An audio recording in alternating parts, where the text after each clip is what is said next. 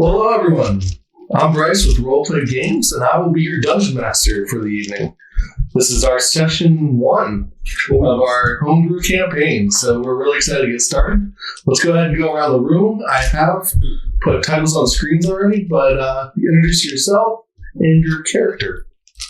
Josh. I'm Josh. I'm playing a halfling criminal rogue by the name of Cypher Underfoot. I'm Caleb. I'm playing a lizard folk champion called Ko Dashik, but you can call me Ko the Intimidator. I'm Rachel. I'm playing Anasha, the half-elven monk. And I'm Tim. I'm playing Gasmac Trusty Gob, the monkey goblin sorcerer. Now, quick setting. There, a millennia or two ago, the world was coming to a division. Two mighty races had decided that they were going to enact war upon each other. And as that war was about to happen, a group of heroes petitioned the gods and got the gods to separate the realms. So we have two separate worlds that are fighting for the same resources. So we have the world of Estonia, who has been on the greener side of things. Much less war. They're thriving as far as agriculture goes, but they've seen a lot of hardships.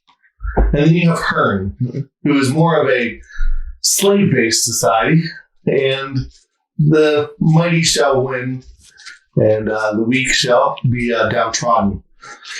There are rumors of rebellion in Hearn, as well as rumors of war as they are preparing to come to Estonia to destroy it. Now, there have been portals opening that have linked the two together to allow people to pass back and forth.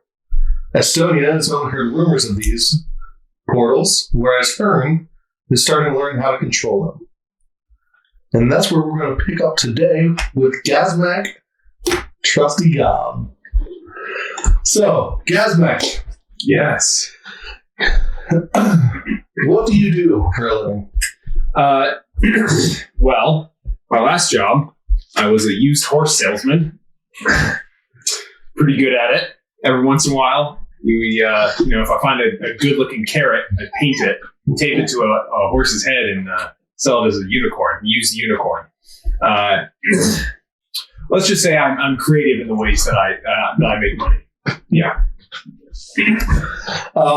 You're currently in Rockport, correct? Yes. Yes. And we'll eventually publish a map so people can actually see where we're going. But Rockport is settled on the west side of Oris Island. Some of the names actually did translate over between the two worlds because the dwarves said, you know what, we're going back to Oris Island. Oris Island is based in a volcano. The capital of the dwarves is based there, both Estonia and Hearn. And it's very steampunky because they have used the volcano's heat to develop a lot of steam engines. And there's a train that goes from the capital to Rockport. So you've been selling horses in a steampunk world. That's right.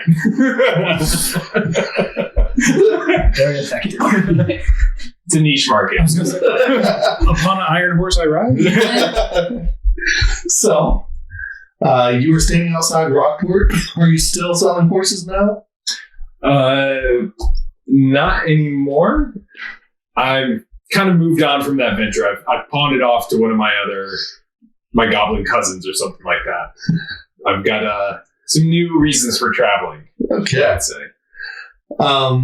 As you're standing outside of Rockport near the entrance, you are approached by a beautiful female elf. Pretty normal day. Gasmac. Well, hello there. You seem to know your way around the city, yes? Well, how you doing? I can't keep that up. So you lasted a total of a minute in character. It wasn't even really that. It was like, what, 5 words? I'll have to come up with a good accent. How you doing? Well, I have traveled here. I'm looking for the port, and I need to get a vessel to more cruise. Oh yeah, more cruise. I've been there all the time. It's a great place. Great place. Yeah, love it there. Tell you what, I can hook you up with some horses if you want some horses. Otherwise, the docks are this way. We can head to the docks. So what I'm hearing is that Goblin City is basically Coney Island.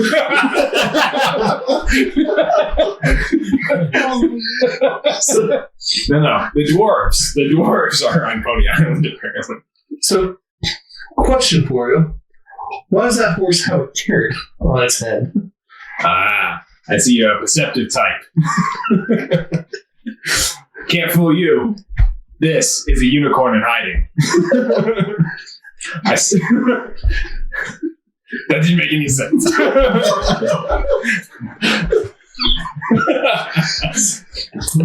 Let's just forget that. So you actually sell them as unicorns?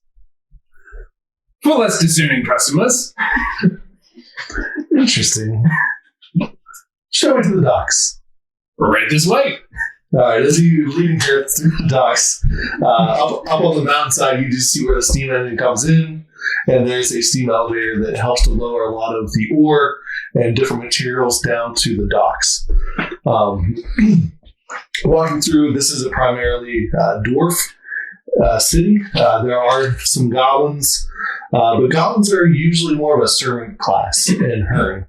Whereas in Estonia, they are much more accepted. They are an actual race that has their own cities and has their own, they're accepted at the table, so to say. So as you make your way through, you are traveling down towards the docks. The elf seemed to be paying attention to her surroundings, but to tell you the truth, she seemed very lackadaisical, just kind of along for the ride. As you arrive at the docks, you meet the dock master. Whoa! What you looking for? Well, this, sorry, I didn't catch your name. What's your name, lady?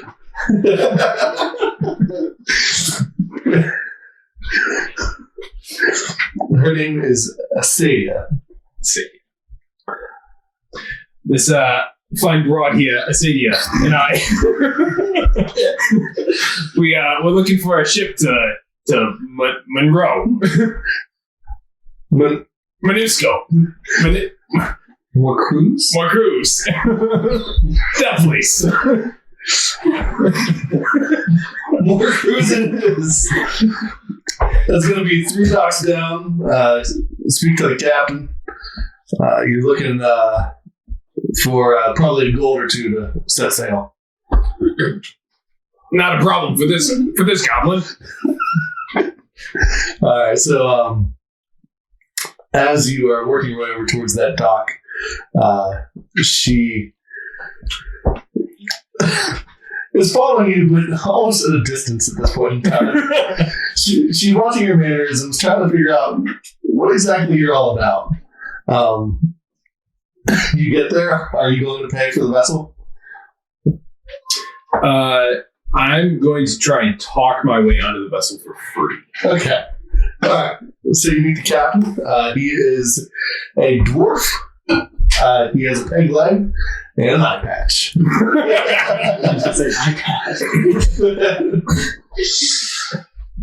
What can I do you for? How you doing, sir? Beautiful day for sailing, isn't it? I? Just the one. Oh my god. I'm glad we can agree on something. I'm sure that you're an agreeable man.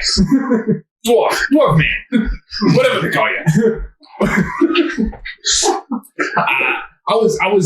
I got this very important business meeting happening in Monroe, Moravia, wherever you're going. And tell you what, if it goes well, I'll give you 5% of the profits if you let me on this boat for free. What are you selling? Unicorns. I got a corner on the market. Nobody else is doing it. Unicorns? I thought those were extinct. Only here on the island. I'm bringing him over from the mainland. Roll deception. First roll. So that's a 9 plus 7. That's a 16. Interesting. I do have some extra profits laying around that I could invest. Ooh. An investor. A wise man, I see. Dwarf man. Sorry. To a cruise, correct? Yeah, that place. Alright, come aboard. Who's the lady? Arcadia. Asadia. That's the name. She's with me. She's a business partner. Me. She walks up and she's, Captain, can I talk to you for a moment? And they walk off to the side. Roll perception. I was going to say your host.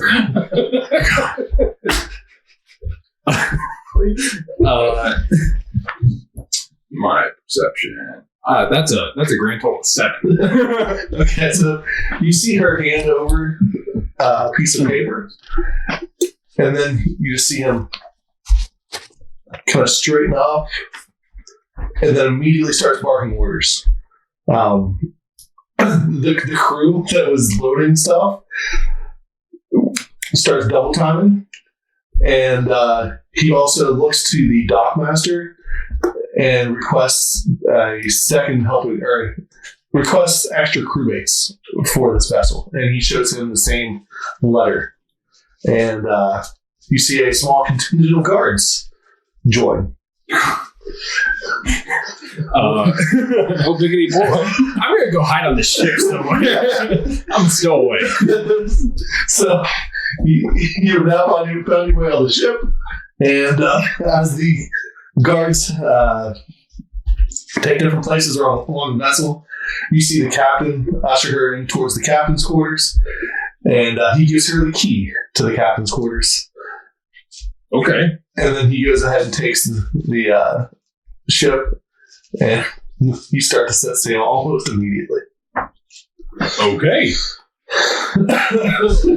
She knows somebody. She knows gas. Nothing gets by me. Alright, so you arrive. Is there anything you'd like to do while you're on the ship? I'm gonna. No, I don't think so. I think I'm gonna. I'm stowing away because I'm still a little uptight about the whole extra guards situation. So I'm just gonna try and lay low. Okay. Alright, so you pretty much found a good hidey hole. You come out for some fresh air, and every now and then, pretty much any time that you see this Adia, she is just along the bow or looking out front. And she's even rigged herself a hammock up top. So she's chilling. Which, again, for the amount of movement the captain and everyone did, it does not seem to go with her persona, so to say. But as you arrive in Morcruz, you've got Steve Monroe. She is escorted off the ship with the guards. Are you coming with me? Yeah. We're going to get some unicorns, right? Oh, jeez. Kind of like to tip off the captain. That's all. Yes, unicorns. Yeah, let's go. Yes. So as you travel through from the docks, you start to approach what appears to be a fortress. And as you get closer and closer, you're starting to realize this is the capital city. This is Zal Bakhtar's fortress. So from what you know of her in society, anybody that owns land or property is considered Zal. and then their actual name follows it. So anyone that owns a barony would be considered Zol something. Zolbakar is an orc berserker. He is known as the fiercest in the land and owns the most land in Herne. So he's considered to be the boss's boss. As you enter the main fortress, you travel into the courtyard, and there you're left. There are guards at the front, there are guards at the building itself, and she just says, wait here for a moment, I have some business inside, and then you shall continue to travel with me if you want to make some money. You spoke the magic words to Gazak. Jeez. The word money gets me flustered. So you see her cross over into Zalbakar's main area. After a few moments, she comes back out holding, for what you see is the first time, an actual bag that you consider to be gold. She's got 3 of them, and she's also holding a token. She hands a piece of gold to a guard and says, put that in your pouch. And then she lays the token down. The guard's gold. Okay. Puts it in his pouch. And then the pouch goes limp, with seemingly only 1 coin left inside. There on the token stands the gold and silver and copper pieces that were in that guard's bag. She looks to you. I've got 10 gold pieces, just like the one that I gave that guard. Would you be willing to help me? That depends. I got a couple questions. First of all, what are the health benefits of this position? You don't die. Oh, okay. Well, I'm in. You got me there. That's a big benefit to us goblins. Let's, you drive a hard bargain, but sure, let's do it. Great. Any other guidelines I should know? I would keep this gold separate from your own if you have anything from your horse unicorn venture. Yeah. Yeah. Unless you want to be mine. And such, I'm happy to take donations. Fair enough. We will be traveling to another land. I expect you to spread these coins around, and after you're done, you may come back and see me for payment. Okay. So I get nothing up front. It's all commission based on the back end, right? Precisely. Okay. Is there 401k matching for this? No. Again, you'll live a longer life. That's fair. That's a good investment too. Okay. I will cover some of your travel arrangements. Oh, well, that's very generous of you. Okay. You have like a handbook and standard operating procedures, anything like that? No, nothing. Okay. You seem like one that can sell the thing or two. So. I'm pretty creative. Yeah. You did perceive the whole unicorn carrot thing, but I'm usually better than that. Not my best piece of work. Good. She's obviously 10 coins. He talks a lot, but at least he's lively. I won't have to do the work. From there, you travel within the fortress to almost an even more fortified location, but not for the outside, but more focused on the inside. You almost think that this could be like a prison based on how it feels as you're entering. It appears to be a warehouse whenever the doors open. And once inside, you see that in the middle is a raised platform with a translucent purple doorway. I say doorway, but there's no actual door. From what you can tell, it just leads to darkness on the other side. It's on a raised platform, and then there's a small wall fortified around it with guards aiming in. She leads you that way and meets up with another person.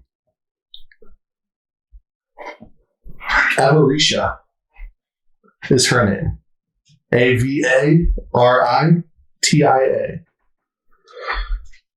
The sin of greed. This is my business partner who will be helping to retrieve our investments, so to say. Again, someone else to do the work. Well, I just watch the money come roll in. But she will be joining us on the other side. And as you walk up to the platform, you realize that they're expecting you to go first. So there you are. Purple translucent doorway. Nothing but darkness on the other side. Do you have night vision? Or dark vision? Yes. Yes, dark vision. Okay. So on the other side, you can actually make out some details. There appears to be a rock wall of sorts in front of you. And almost to the one side, you see what appears to be a shield. You can't quite tell if it's there for decoration or if someone's actually holding it because it's just to the side of where you'd have to look through the doorway to figure out what else is happening. Mm-hmm. Okay. I'm okay. Can I cast prestidigitation to try and like wiggle the shield or anything like that on the other side of the portal? Okay. So you cast prestidigitation and you see, because you're seeing primarily black and white, you do see the shadows kind of shift just a little. And then it moves rapidly. Okay.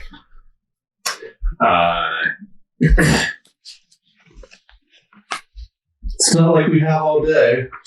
We do have travel arrangements to make. We do. But you live longer. You got longer time than I do. So You're expendable. I mean, that's a valuable employee. I appreciate you saying that. How valuable? Looks like you're making me go first. There's value to that. What if I told you I had a crippling fear of going first in anything?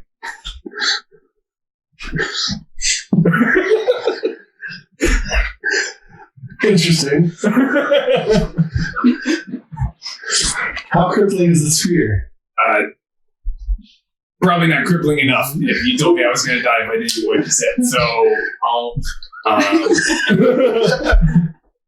Well, here goes. And you step through the portal, and nothing really changes except a shift in almost the closeness of everything. So you went from almost like a warehouse to a very small stock room. As you turn around, there are two guards on the side of the portal, and they nod at you. And then the other two join you. Nothing special about the portal other than you walk through it. Great. So we landed in a broom closet on the other side. Yes. They touch 2 or 3 bricks and pull a lever, and the wall opens up. And as you walk out into it, you see a room. Appears to be a storage room. So this is in the back of that storage room.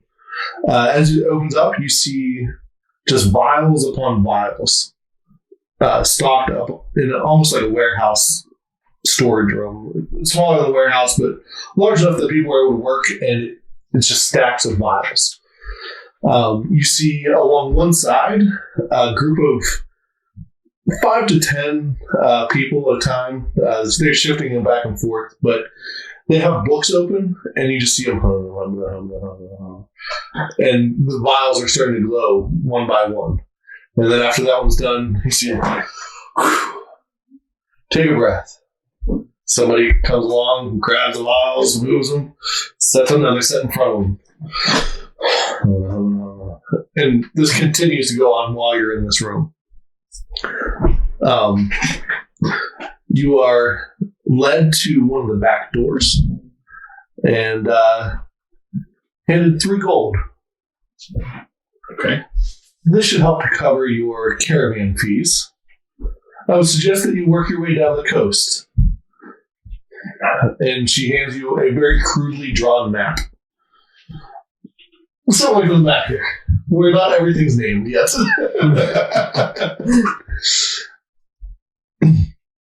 Okay. Typically, at the main gates, a caravan leaves once a week or so. Today is that day. Don't worry about dropping a coin off here. I'll take care of that. Thank you for your help. You're most welcome. I look forward to future business ventures with you. With that, the door shuts. So it's me and Aberidia? Nope, just you. Just me. They said bye. Oh, okay. The 3 gold is going to cover your cost. Got it. Okay. I guess I head to the gates. All right, so as you are leaving, go ahead and roll perception. That would be 19. Okay. Cool. So as you're walking out, you glance up and actually catch the name of the business, and it is Phantasm, where dreams become reality.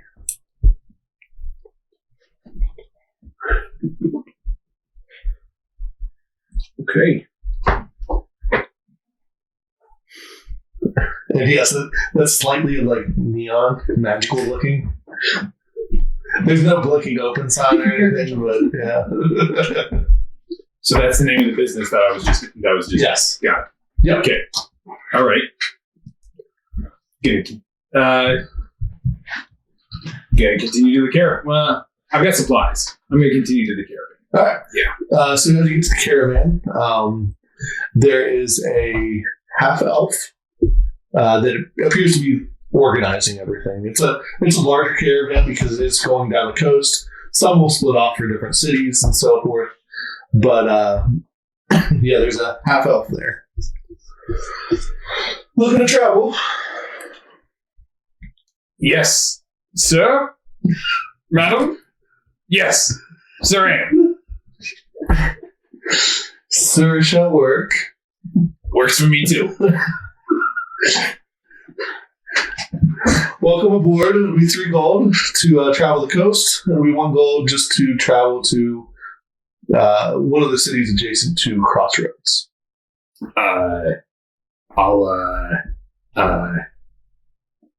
Shoot, where am I supposed to go? You're traveling the coast. We're just traveling. I'll take all 3 gold then. You'll take all 3 gold. I mean, Give 3 gold. I'll take all 3 gold. I mean, if you buy a unicorn, it'll be more than 3 gold. But yeah, there you go. Use the gold. Thank you. It appears that Wagon 5 still has some extra seats in it. We will be providing provisions at the camp as we stop for evening rest. We will not be paying for any inn services or any extracurricular activities should you decide to stop in one of the cities. This is for transport only and any supplies that we give you along the way. Any questions? No, not at the moment. Fair enough. Car 5 will be leaving in about an hour. Sounds good. Thanks. Which way's car 5? It's that one right over there. Okay. And he points to, it's a red-topped cart. Nothing extravagant, but it's led by 2 horses. and your driver is a half-orc.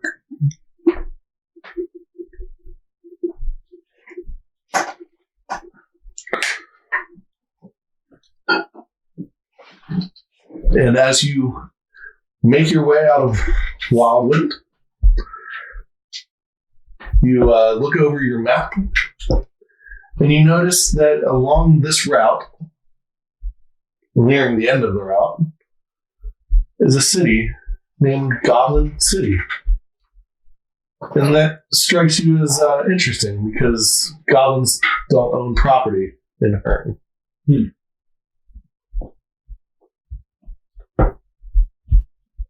Is there anything you'd like to do as you travel down the coast to your next stop will be Eisenmond Academy to the crossroads? I think I'll chat it up with the half-orc there. All right. Since I speak Orcish, I'll talk to him in Orcish. Okay. So, tell me, good sir, what's your name? I'm just laughing at him running a horse. I was waiting for the coconuts to come. We can get some of those for next time. Name something that I should probably pre-generate for whatever people want to talk to You someone. need a name generator, a Foley artist. You know. God, Bryce, where you at, man? Oh. Clog. That is, your name is very apt to your profession, sir. I've been told as such. You speak Orcish, but not a dialect that I've heard before. I'm a man of many travels. So am I. Much like yourself. I was just gonna say that. Look at us, 2 peas in our pods. So what do you do? I was a horse salesman at one point. Now I'm between gigs at the moment, if you will. I'm looking to find my fortune elsewhere. Yeah. So tell me, Clark. Tell me about this. Tell me about this Eisenmond. We're coming up here on Eisenmond, right? Somewhere around there. Yes, that'll be one of our first main stops. It's a magical place. Ooh. There's a library there that all the wizards in the world would love to study in. Eisenmond Academy itself is the most prestigious academy, as one would say. Sounds like you got something against Eisenmond. That's fair. I'm not gifted in such matters. Yeah, I can understand. Tell me, do they have a big bank in Eisenmond? Eisenmond isn't really known for its bank. You're going to look for a Goblin City for the largest bank that's recognized throughout the world. Really? Yes. That's interesting. I didn't know that. In all my years of travels, I never picked that up. Well, the goblins kind of have the runabout on the Mercantile League. They do a lot of the traveling by ships and taking cargo and such, so it makes sense that they have the largest bank. Sounds like there's a lot of people like me here at that Goblin City, huh? It's Goblin City. There's a lot of people just like you. That's not quite what I meant, but yeah, I guess you can take it that way. All right, nice chatting with you. If you need anything, I'll be here. Sure. I'll talk to you later, Claude. All right. I think I'm good. Okay. So as you make your way down the coast, you do pass through Crossroads, but you'll be passing through there once more from Eisenmond. A couple caravans do break off from there, and they're going to travel west. But you are going to be approaching Eisenmond Academy shortly, which leads us to Co. just my voice, by the way, no? Oh, jeez. Yeah, I would like you to keep that up all night. Hi, my name's Co. Trust me, man, I'm already heard it. I know, maybe I'll get Irish. I'm not sure. All right. So, Co, you're traveling to Eisenmond Academy, correct? Correct. And you are coming from the Dreadmire Marsh. So Dreadmire Marsh is southwest of the academy. You are coming from almost like a swamp area, and as you pass through some of the different places, you pass Chalice Lake, which is shaped just like a chalice. Oh, I see that. And you'll make your way up through Crossroads, and you're pretty much traveling on your own at this point in time. Yeah, you haven't really picked up many friends. Lizard folk are not as accepted, not unknown or unheard of, but just not as accepted as a race. So, as you make your way up the coast, you are heading towards Islamond Academy, and as you come up to the main gates of Islamond, what are you going to do? Are there any people nearby? Mm-hmm. Okay. Are there any guards? Yeah, there's a couple guards near the front. Okay, I go and walk up to the guards and ask them, "Is this Islamond Academy?" That's where we're going to go. Yes, it is. How can I help you? Well, I'm looking to go inside and learn more about this place. Feel free. All right. Anything I should know? Any people of interest? Any areas? What exactly brings you here? Well, I'm traveling through. I'm trying to learn more about this place as I make my way. I'm looking for heroes, really. I want to learn more how I can become a champion. Fine. It sounds like you are going to be heading towards the Dawn Tower. The Dawn Tower. Yes. It's actually easier if you head down the road here, and he gestures south on the outside of Islamond. Because if you try to go through, you'll have to take your chances with the spell range, and I don't suggest that. All right. Well, thank you very much for the insight. I will take that path. All right. As you're walking down the path, roll perception.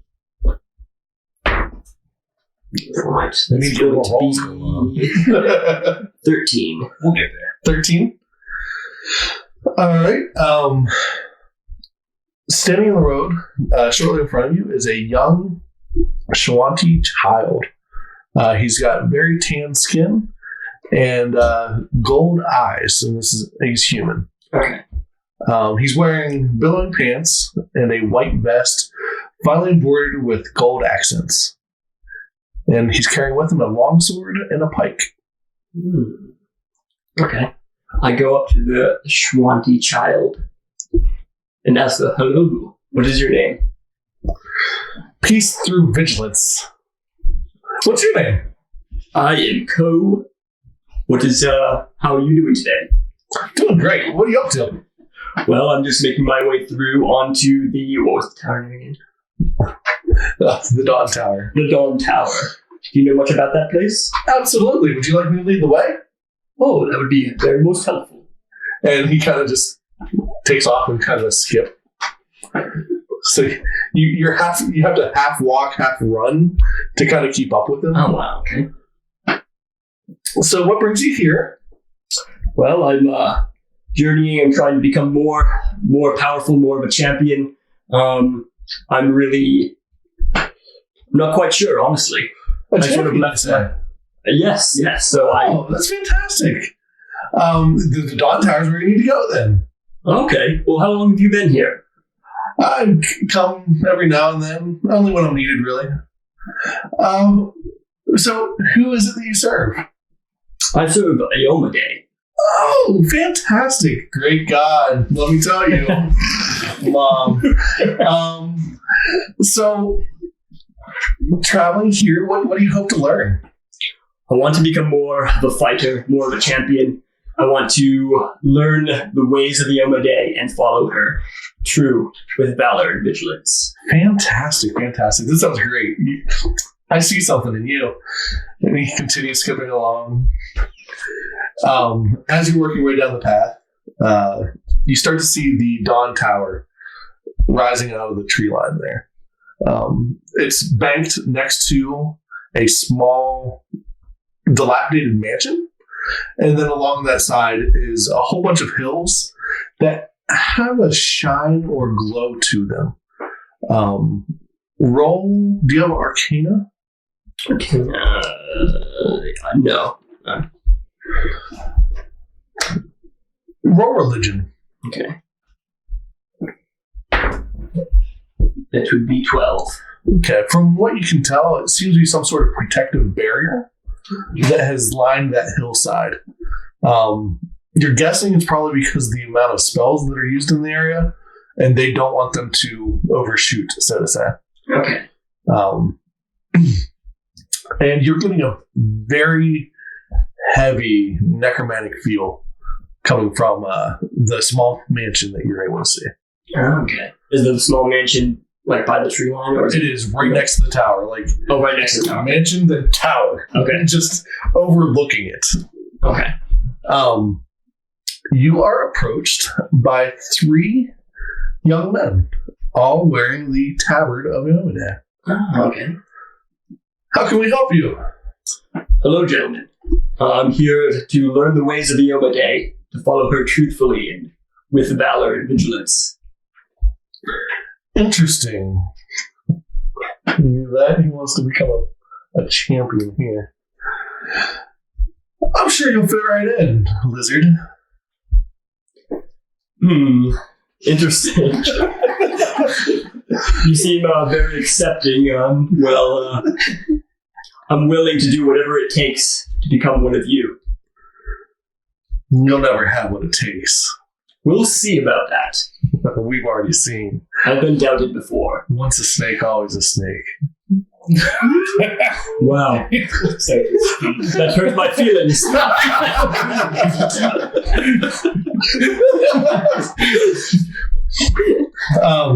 At this point in time, the young boy, I will be temperate in my actions and moderate in my behavior. It's time that you 3 learn a lesson. Roll initiative. Interesting. Alright. I don't think I have any. Yeah, so 6. 6. High initiative roll. First one. Yeah.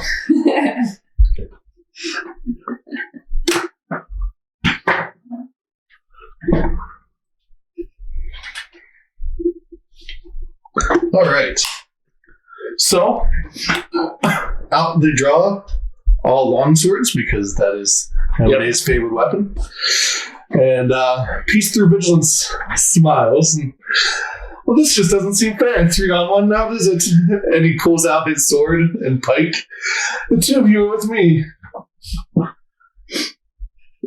And he's leaving you to fight one. Okay. I thought they were all 3 together. Yeah, you're fine. That was the plan. Okay. So, and he's smiling the entire This time. guy's a creep. How old is he? He said he's a little boy, right? Yeah, he appears to be like 8.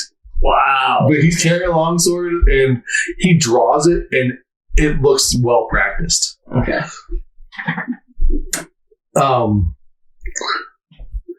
Shall we teach them the lesson then?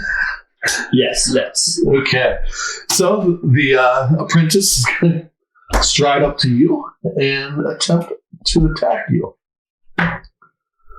Does a 14 hit your armor class? No. 17. Alright. So he will miss, and he will swing again. Natural 20. Oof. And a 19 to confirm. That will be 6 points of damage. As he swings his longsword the first time, you realize that was only to maneuver you into a position that allows him to get a good slicing on you. Your turn. All right. I will start off by using Tail Whip to try to sweep him. Okay. Roll for attack. All right. Let me verify. I think it's D6. Now you have to roll a d20 first to try to hit. Oh, to try to hit, right? Yep. Okay. It's cocked. Yeah, okay. So that's 9. Plus any modifiers? It'll add your strength for sure. Okay, so +4. Okay, so 13. That is going to miss. Okay. And sorry, it's +7 total, based on your character sheet. +7 total? Yep. Oh, do that? Yes. So, what'd you I'm roll? trying to help you figure out. Yeah. What was your dice roll? It was a 9. 9. So add 7 to. There it is. So it's Well, I was using tail whip. Yeah, your tail is trained, and it's a +7. Oh, it is? Yeah. Oh, that's okay. Gotcha. Yeah. So, and that will hit. Okay, nice. So roll a d6. Yeah. Add 4. So 8. All right. And then I think it has a sweep option on it, right? Yeah. All right. Let me make sure that what I'm doing with that. I'm having trouble parsing these fancy character sheets. I know. I'll learn them though. All right. So I'm going to pass a fortitude save. I fail the fortitude save. Nice. Who'd you trip him? So he is now fallen on the ground. Okay. Yeah. You look over, and one of the 2 remaining have already been disarmed and kneeling. Okay. Ooh, fancy. Wow. They were just by the other guy? Yes, by the kid. Got low by the kid. The kid has disarmed Yeah. one of the 2. Wait, didn't I just trip the kid though? You're not fighting the kid. Oh, no, he's Yeah, fighting kid's with me. helping Okay. you. Gotcha. Yes. Wait, I thought the kid hit me though. No, the apprentices. Oh, I thought you said the kid hit me. No, the 3 apprentices who are making fun of you for being a lizard. Gotcha. I'm so confused. I thought you said the kid. And the kid said, I'll take these you. 2. Gotcha. I'm with you now. Okay. This dude's really friendly. He attacked me. I know. I was like, how rude is that? So he is going to stand up, which doesn't provoke here. Really? You have it. So not everyone even has attack of opportunities in 2nd edition. Oh, there's no attack opportunity. That was the whole point of building a trip bill. So some classes do get it as a feat. Wait, so what's the purpose of tripping someone then? If they're still laying on the ground, anyone else that attacks them gets their AC is lowered. So they're considered flat-footed. So, but yeah, there is reasons to do it, and he can eventually get that. Just like you just have to build into it a little just bit. like you for Rogue at level 6, you can get a feat that, as long as somebody's attacking the person, you get sneak attack damage. You do not have to be on the other side of. No, you have to be flanking. immediately. Yeah, for you, flanking is as long as someone else is attacking it. That makes sense. So, but yeah, so there are some differences. Wait, but that doesn't happen until level 6. Yep. So, otherwise, you can still flank, and that still gives you a second bonus. But, so he stands up, and he's going to miss and miss. Right. So, go ahead. All right, I will attack with my longsword, and that's 14. 14? Yeah. That will just miss. Okay. I'll attack again. Okay, that's an 18. That'll hit. Okay. It's D8. Right, 3 plus, so 7. 7. And with that, he just falls over. Right. And you turn, and now the one that is kneeling appears to be speechless, and the other one has a pike at his throat. Okay. So have we learned anything today, gentlemen? Not bad for a lizard folk, huh? It's time for you to move on. And he grabs the staff end and bang, hits the one kid upside the head. And with that, they pick up their one friend and start hobbling back towards. Okay, so they were all kids, though. They were all They're young. apprentices. Okay, so they were all they're younger. teenagers. Yeah, okay. But yeah. So, but this child should not Be fighting them, yeah. in such a proficient manner. Yeah. So Well, it seems that you do have somewhat of a champion inside of you. Thank you, lad. Where did you learn all of that? Mom. That's some mother.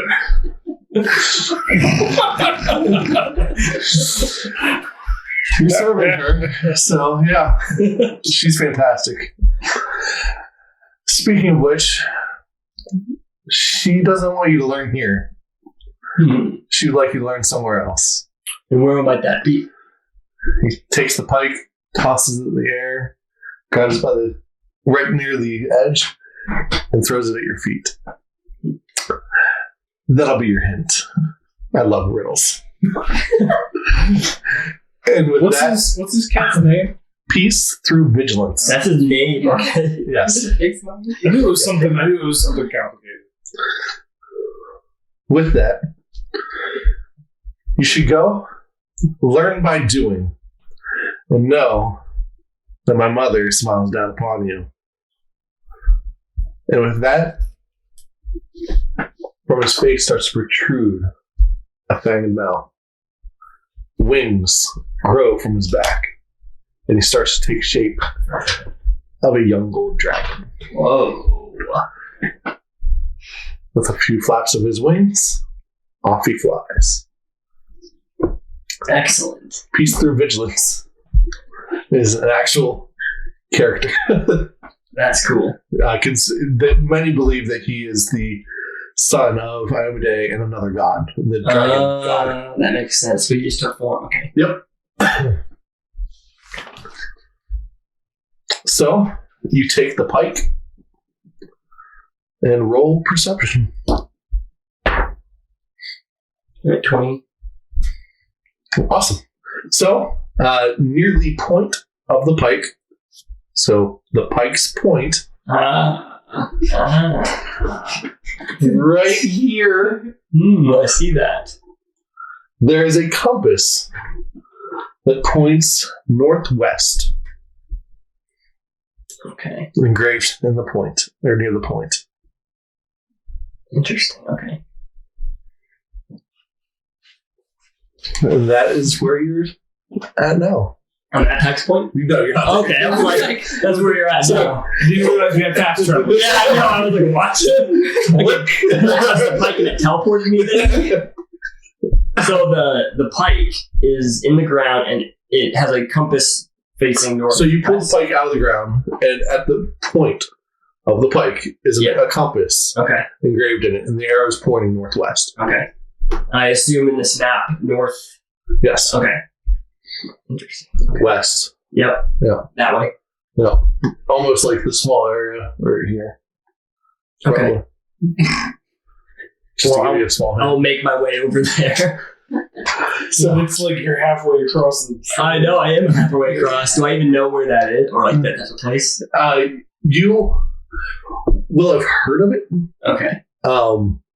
but you have never traveled nearly that far. That far, yeah. Yeah. Because I haven't traveled too far from the mountains. Okay. So you do know that there tends to be a caravan that comes through that will take you at least to Pike's Point. That is the final stopping point. Okay. That is. I make my way down back to the entrance of the gate and ask the guards where the nearest caravan might be. Should be arriving tomorrow midday. Tomorrow midday. Yes. Thank you very much. Yes. Appreciate all your help. That's what I'm here for. To watch the gates and direct people where to go. I live for it, really. It's the best. You seem quite content. I am. It's my lot in life. Wow. I love it. Well, I'm sure. It's just farther up on the left. Okay. Was he an adventurer until he put arrows in the name? So I make my way over. We said the caravan was for. No, he just told you that you're just going to be looking further up on your left. Oh, further. Yeah. It's the guard's way of getting you to move along. Yeah, it is.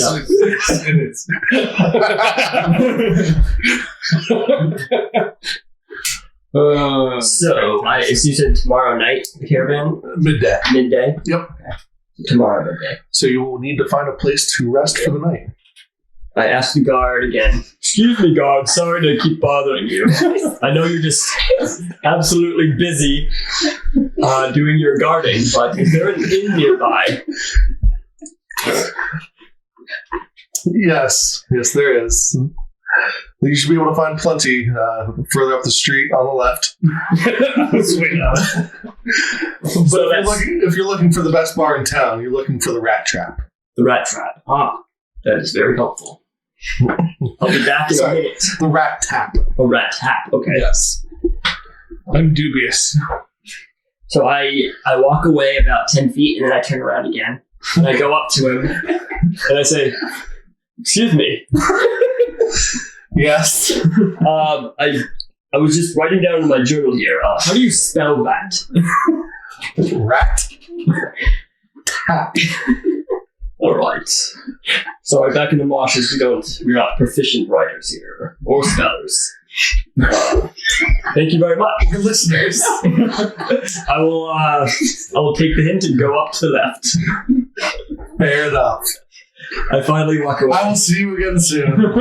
I'm sure you will. Count to the second. So then I finally leave the guard alone, and I make my way up to the left. Okay. Searching for the Rat Tap.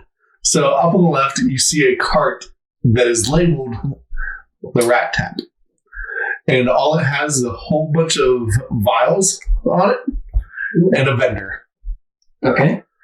Cool. Staying for the night or just a day drink? I'm actually staying the night. Thank you. Okay, that'll be a silver. A silver, all right. I can spare that. I hand over a silver. So you hand over the silver, and that covers the room only. Anything else you'll need to pay inside. All and right. You're looking around, you're like, where's the entrance? Roll perception. That would be a 12. 12. You do notice at the base of the building, there's a small door. Okay.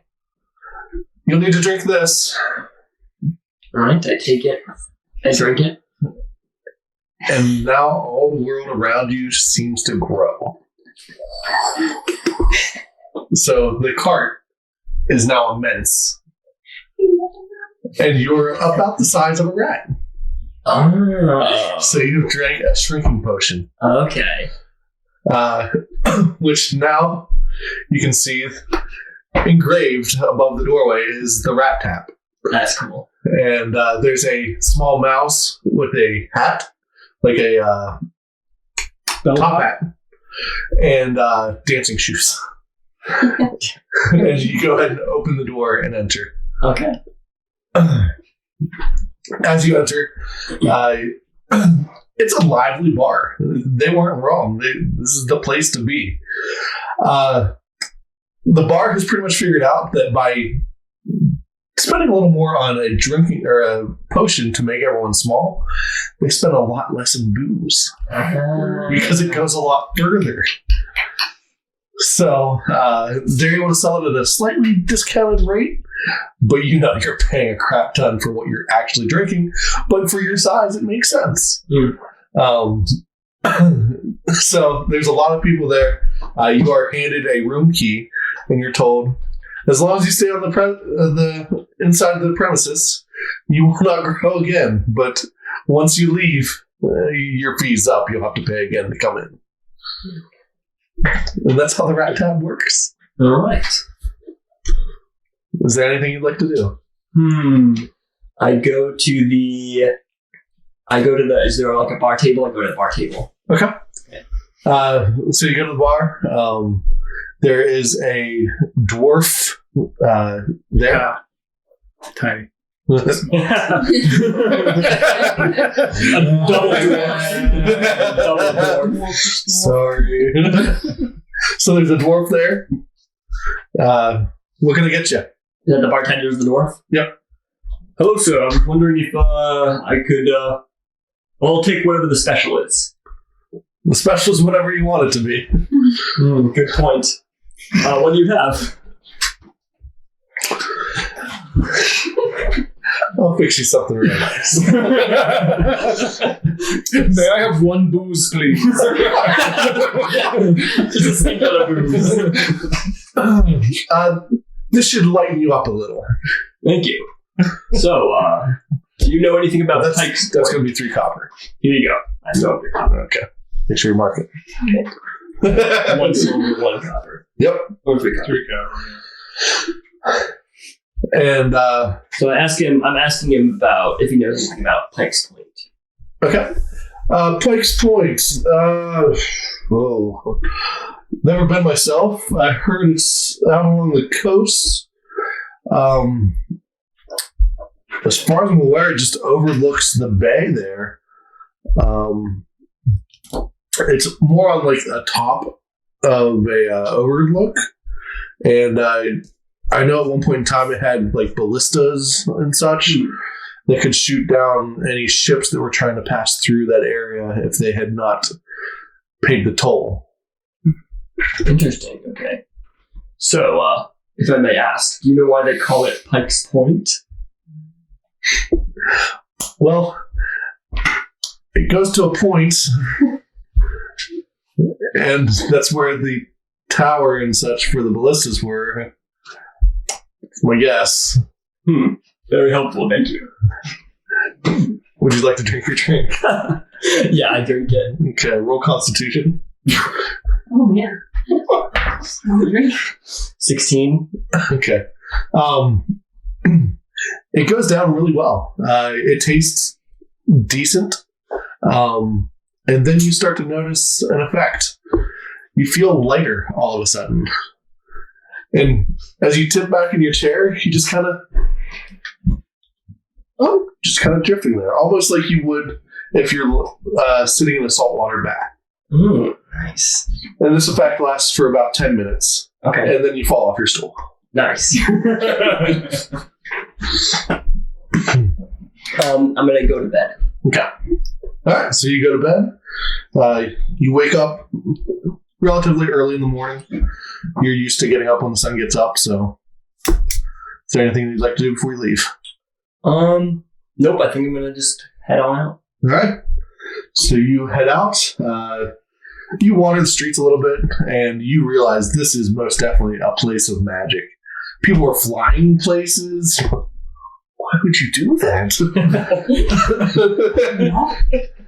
So people are flying. You're seeing doorways open, and people are transporting themselves to somewhere else that you don't know where it's going. Magic is readily available and accepted here, more so than most cities. Usually, if you see people using magic in the cities, people are starting to question it, thinking you're trying to do something nefarious. But yeah, here, wide open. Whatever you want to do, you can pretty much do if it involves magic. Good to know. Tim, you arrive in the caravan, and you probably have about 3 hours. I'm gonna walk around the market a little bit and see if there's any coin opportunities. Okay. So, walking around the market, there is an open market type place. You also do see a wishing fountain. But yeah, you can pretty much go to look at whatever you might want to look at. It's pretty well wide open. I'm gonna take a look down the wishing fountain. Fountain or well? It's a wishing well. Yes. Wishing well. Yeah, I'm gonna take a look down the wishing well. All right, roll perception. That is a 10. 10? Yeah. All right. You see some what appears to be bronzish coins. Certainly nothing gold. And it's a pretty decent pile, though. It doesn't appear that anyone's gone down to rake in the money, at least anytime recently. I'm gonna put a coin down. That's a wise long-term investment. Okay. Like, that's gonna generate money for a long time. I'm thinking about this for myself. Like, that's a really good investment. Every time someone throws a coin down there, there's a chance it becomes mine. That's good. I like that. Guess my question. Let's do it. All right. Let's see. Just don't miss, I guess. We're gonna make you roll something. I mean, that's fair. I will let you roll either thievery, performance, or crafting. That would be performance. Okay. And basically, this is to kind of judge where the best place to place your coin would be. You kind of look around, you're like, okay, if I'm going to throw a coin in, this is kind of how I do it. Let's see here. That is a natural 20. Okay. So Plus 7 is 20. you look down in the well and you're like, I see. There's actually a small, what appears to be almost a drain that some of the coins have stopped up. And you're betting if you throw that coin down by that drain, it's going to slowly suck a lot of those coins towards you, because every time it touches it, your coin's going to take those coins away. So you toss it down there and it works immediately. Like coins are just slowly moving towards it. Nice. Excellent job. It's like one of those rating machines. Yeah. Yeah. Just keep switching. And Alright. you should know where you put that. Yes, I agree. That worked out a lot better than I was expecting. Me too. Boy, is she going to be ticked, though. What are you talking about? It's a bunch of copper. It's a permanent investment.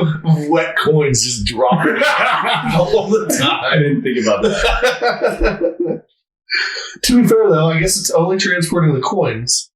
So the coins themselves wouldn't take the water with them. Sure. Is it wet? I'll have to ask next time I see her. Alright, so you make your way back towards the caravan, and Clog is sitting there waiting for Super thrilled to see you. the people to return. Clark, my best friend. How you doing, my man? How's your business investments going? Starting small, but growing quickly. Good. Good.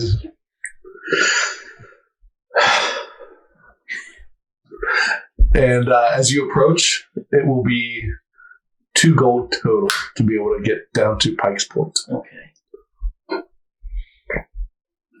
And if you don't have it, Actually, I need to know how much I started with, because after buying everything. Should be. Is it on here? Yeah, I can't find it either, actually. Oh. It was on, There's no- it was on mine. If you look under experience and wealth on the other one, on the There back it side. is. Got it. Oh, there's a backside. Oh, what? you have 4 gold and 2 so silver. yeah, you're good to go, man. Okay, I'm good. Yeah. Okay. So my 2 gold, yep. All right. So there were a couple people that were traveling with you as well, Tim, but they were actually getting off here. So he points, card 5, it's the red one. Troy with the weirdos. Pretty much. And Clog is one of those guys that just, he's able to bear through a lot of stuff. Good old Clog. Just he sits there and just takes it. And what better place to put our businessman and the lizard folk? So you're now in the cart as you guys are preparing to leave. Is there anything else you wanted to do? No. You? Nope. All right, you guys are now in the cart together. You will travel back towards the crossroads and down to Oakport next. Okay. Yeah. Anything you guys would like to do along the way? I'll strike up a good old conversation with the Gazmack over here. All right. I tried talking to him in Draconic. Because I love Draconic. Actually, one of my Lizard equals dragon. Okay. I frill I don't give him a little bit, just a little bit. Just like a little, I look like more like a curious, sort of like a, I don't know what you're saying. But my neck frill sort of just go sputter a little bit. At your talking. Geez, man, if you don't want to talk, that's okay. I don't mind talking. I just have no idea. Oh, okay. Well, geez. Would have thought that goblins was drowning and a dragon doesn't. Lizard folk are quite different from dragons. You call yourself whatever you want, bud. What do you call yourself? My name is Crow. Crow? Your parents named you Crow? No, I'm Crow. Your parents named you after a bird, but you're a lizard. That makes no sense. Well, you should just pick it up with them. You point me in that direction, I'll talk to them next time I see them. Well, I'm from the marshes. Okay, I'm not going to go there. I've had enough marshes for one goblin's lifetime. And what do they call you, fiendish shadow? Gaznak, just a guy. Reach out and I go shake his hand. Okay, I return the favor. And then I do the thing where I put my other hand on top. And shake it. And I pull my hand away.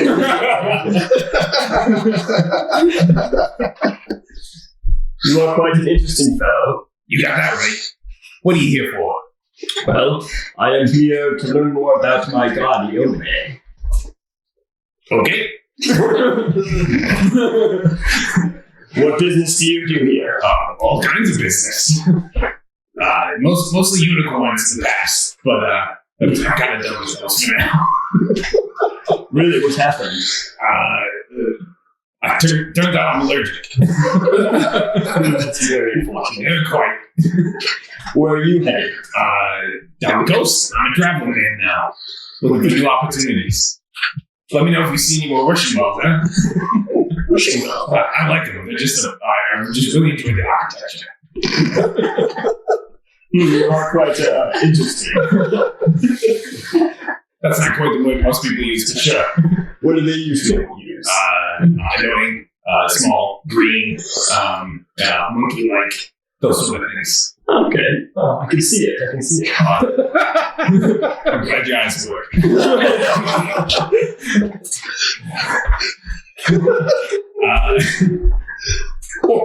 How about we strike up a conversation with Clog? Who's Clog? Well, you haven't met Clog? He's great. Oh, is he the one with the front here? Yeah, that guy. Can they even interact with him while they're in the cart? Yeah. Nice to trying to help the fella out. I look disinterested. There's no roll-up window. Hey, Clog, my man. Have you met Crow here? It's Crow. Yeah, Crow. Like I said. He's a nice dragon. He's a little small for a dragon, but you should get to know him, Clog. Nice to meet you, Co. You too, Clog. I'm pretty disinterested in too much conversation for my head. So I'm a little bit more just staying around. In the cart? Well, yeah, sitting around. Ride check. I think that we can just fade into the distance as Gazmak talks enough for all three of us. Okay. All right, so you do have a moment at Crossroads. You have about another 3 hours or so where they're going to do resupply. Is there anything you'd like to do there? Can I roll to see what's in the area or what I see? Like perception? Alright, so that would be a 13. 13? It looks like any other town. This one is Crossroads because it is the Crossroads. Seems like a lot of deals could be made here, but it's primarily a reload point or a restock point. Okay. I don't think I need to restock or anything. I think I'll stay. I think I'm okay. Instead of my Clog. Clog left the cart. You need to go drink. And I start rolling my eyes. When he gets back, both of you can roll perception. It's a 19. 13. All right, so you hear, should have invested one gem of silence. next time I'm there. Just- Look, you see beeswax. Man. Alright, so you guys are going to start working your way down to Hillport. With that, Miss Rachel. So, you have made the decision to leave your home and go on an adventure. What has brought you to this point? And you don't have to I'm give the going full on an background. No, I trained in martial arts with my master, Almond, and I heard of warriors farther in the west and east, my bad. And I'm really directionally challenged. I'm sorry, I just like your accent with the my bad. No, you have to. And when he told me of them, I just thought that this was a better chance of finding an adventure, finding a purpose in all the things I was learning rather than just sitting in a monastery by myself, practicing my form. So I'm eager and ready to go to meet people outside of Hillport and surrounding towns. And, Right. So as you are leaving your home, it's a modest home. Nothing huge, nothing small, but very middle of the road. You grew up in a nice family. You don't really know what your dad does for a living, but he did travel a lot, and he did take you from place to place. So you've been around, but you haven't adventured out on your own much. Your mom, again, very sweet. You've heard that she might have been a fighter back in the day, but has never really saw that in her. So, and most of the time that you were home, you were training with Armand as an instructor and to become a monk. So, as you leave, I need you to roll perception. sure. That is 21. All right, and there's something. So you're walking down the road. You're heading towards the docks because that's where you're going to grab transport, and you just feel like your bag, something's off. It's not exactly the way that you packed it. Alright, I'll drop the pack and stop for a second and hold it open. All right, and as you pull it open, you find a small wooden horse with the initials TE inscribed in it, You jack. and, Absolute jack. and a letter. Okay, I'll put it in there. The letter says basically the gist of it, because you don't want to read it all because you know that you're going to get emotional already. Oh yeah, I can feel it. But Big says, thank you for looking out for me and taking me on the adventures, even though you hurt me a lot. Or I got hurt a lot. That's really good. Don't forget me. I pulled the letter and stashed the horse deep down inside, but I packed the letter but won't carry it. Okay. There's probably more to that letter at some point in time that we might come back to, but I'll save it. yeah. So, as you work your way towards the docks, you see a older and familiar face. There stands Armand. So you want to go off and play hero? It is. I can tell you it's not all it's cracked up to be. You want to know why I focus on healing people? You want to know why I stopped playing hero? You lose too many. My friends. The same's going to happen to you. Especially if you take on the going out ahead of and looking for danger. Sometimes you might be the one that can make it out. I've taught you to be fast. Unable to help your companions. I was once a hero. But keep in mind that you might be a hero in your story, but in someone else's, you might just be the bully. I'm going to show you what a bully looks like. And with that, roll initiative. Oh dear, what a great start. It's the one. Well, for all intents and purposes, yeah. So. I can't fly him. Of course I'm going to roll a 1. And he is just completely taking off guard anyway, so the 1 makes sense. Yeah. Because all the time that you've known him, he's not been one to initiate a fight. And this is completely different than how you've seen him ever before. Again, he doesn't initiate, he's been focused on healing, on trying to teach you. And this is the first real time that he's taken a very different approach to things. Yes, he was trained. He's a meter. Yeah, he's a very nice. Let me pull up MOD. Pull up Armin's character sheet here.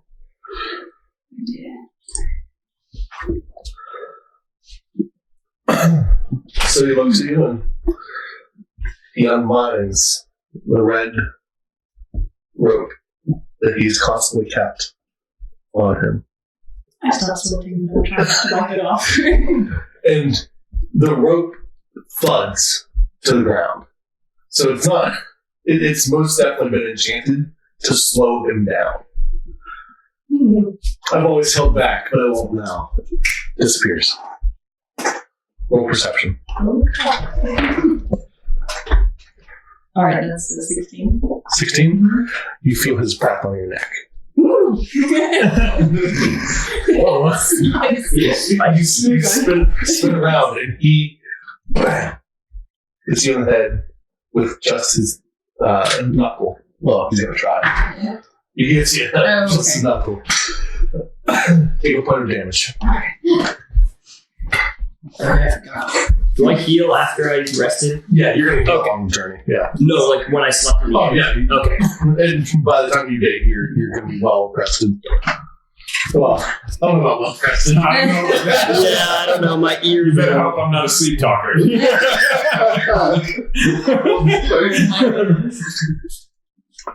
And then he's going to hit you again. And again.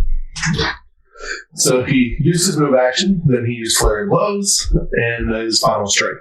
Just 3 times right here in the center. That's 3 damage total.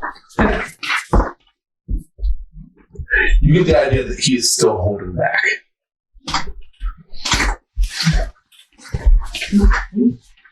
Are you going to do something? I'm actually just going to back up. I'm just going to back up and not do anything this time. I'm really taking it back. Okay. So a 5-foot step back? Mm-hmm. Okay. I'll say, you didn't train me in this car, what's that? He steps forward and moves into the tiger stance. I know that one.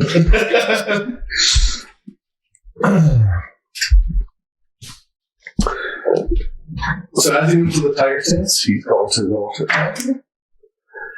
And instead of a typical slash that you've seen before, his hands come together and it's more of a shove. So you are going to take 7 points of damage. It's going to be non-lethal. And you're pushed back 5 feet. Are you going to attack me or not? Just kind of gulp and I'm going to go into crane stance. Okay. So that adds 1 to your AC, I believe. Mm-hmm. Yeah. And then I'll make crane attacks. Alright, so you take your 5-foot step forward and attack. What do I do for that? You want to die for it. Okay. And this is your first attack, and that's the only one you'll get 2. Okay. So, Roll forward. okay, that's going to miss. Yes. How you would add your. Trying to figure out. You add 7, right? Yes. Yeah. She would add 7. Okay. So it's 11. Yep. Yeah. So 11, yeah, that's going to miss by a lot. Mm-hmm. And you get to roll once more, you'll use the next number down Okay. for your second attack. Yeah. Not all that much better. 15, 17. Okay, that will also miss. All these years, I expected more from you.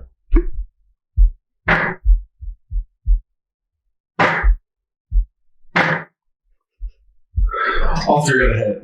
I don't even know how I'm rolling. I'm just rolling to get one. Yeah. That's basically all I have to do. He's very high level. You've never seen him unrestrained. At this point in time, he just hits you twice, and you don't even know which hand he hit you with, other than now both sides of your face kind of hurt a little bit. Mm-hmm. And then he's going to choke you out. A minute or so later, you come to.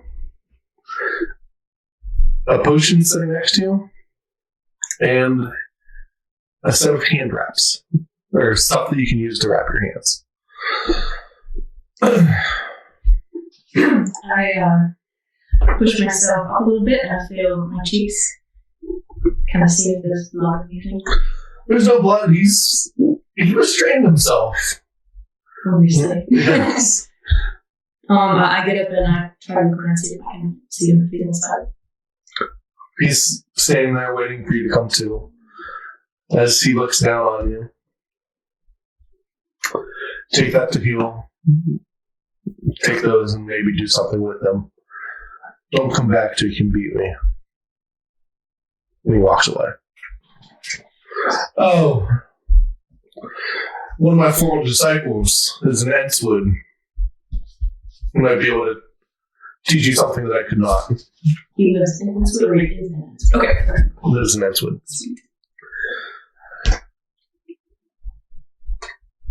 You're looking for Aaron.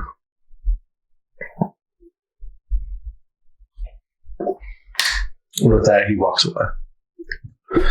The hand wraps are swift hand wraps. They allow you to add half your dex modifier to your strikes for any agile weapons, and your fists are considered agile weapons. So that'll give you a +2. So you roll 1d6 +2 for your attacks now. Would you call it? Swift hand wraps. Is it the hit and damage or just damage? Damage. It's already included. That's the one thing that bothered me about second edition is they also don't allow, even though they want you to pick strength or dex, they don't allow your dex to go to it any time early on. Interesting. To damage, at least. Oh, tracking. Yeah. So she was going to be very hindered for quite a few levels doing damage, yeah. for doing the damage. So that will at least get you by for a bit. Through training and better understanding of them, you'll be able to eventually make them into greater hand wraps, which will give you your full dex modifier. So. Cool. I stand up. Cheeks burning from shame, probably a little bit more than snapped now. I think about leaving the potion if I take instead. And yeah, I definitely pick up the hand. So it is a basic healing potion. So it'll be 1d8 of heals. So you're welcome to use it now, or you can pocket it and just I might wait walk off in shame. Wait till I'm on the ship. Okay. Yeah. Alright, so you've taken transport several times between here and Shreveport. So you make your way down to the docks, and as you do, a caravan is getting onto one of the ferries that takes across. And is there anything you'd like to do in Hillport? Welcome to the right town to the port. We're in Hillport, but not Freeport. You're in Hillport, you're about to take the ferry to Freeport. Okay. That's a bug. It is a bug. I don't think there's anything else to do. I look for a wishing well. Roll perception. There are no wishing wells. That's a natural one. You find a watering well. And you believe people dust coins down. Just throws one down a floor drain.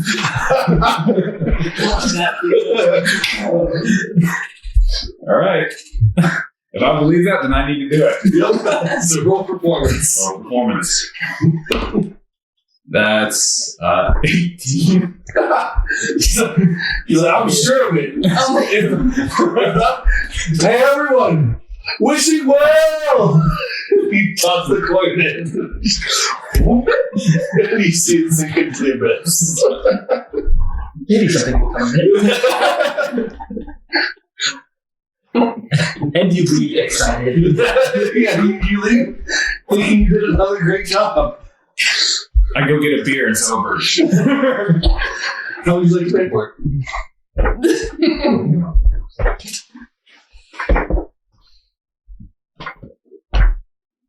I'm going to use your coin. Alright. So you come up to a small tavern.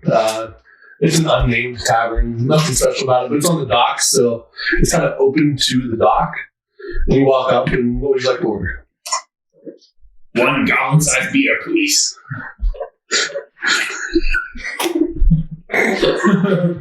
Oh god! So is it a small beer, or is it beer the size of a goblin?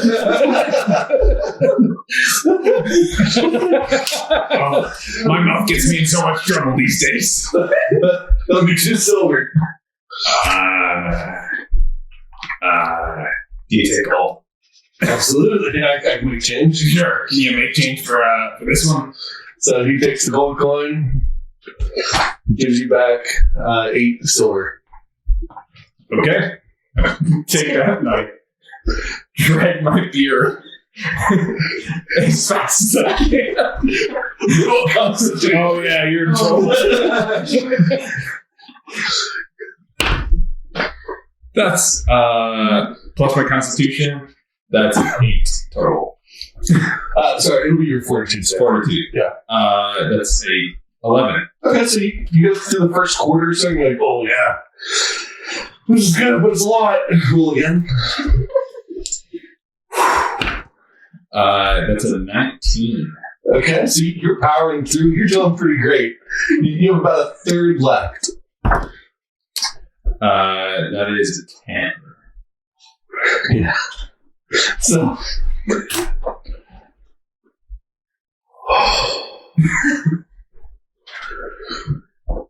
You got any to-go cups?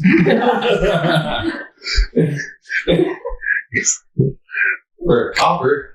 So you give him a copper. And you pour what's left in it.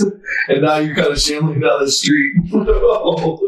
Holding the last remainder of your alcohol. And you are having a rough sort of time getting there.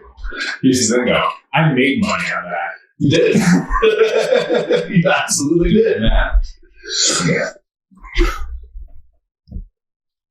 All right. I've had enough for one day. So you go back to the cart and you're there, you're sitting there, you still have the mug because you're not sure you can force any more down. Mm-hmm. I give it to Clock. Here you go. I know I made you miserable. It hands the cup back to you. Fair enough. Like it was nothing. Alright, so I'm good. I need to make one more constitution. I'm gonna paint the inside of that. That's a 16. Oh, maybe not. You're good then. The ferry starts, and as you're going across the water, you feel it sloshing back and forth in your stomach. They have very different sizes here.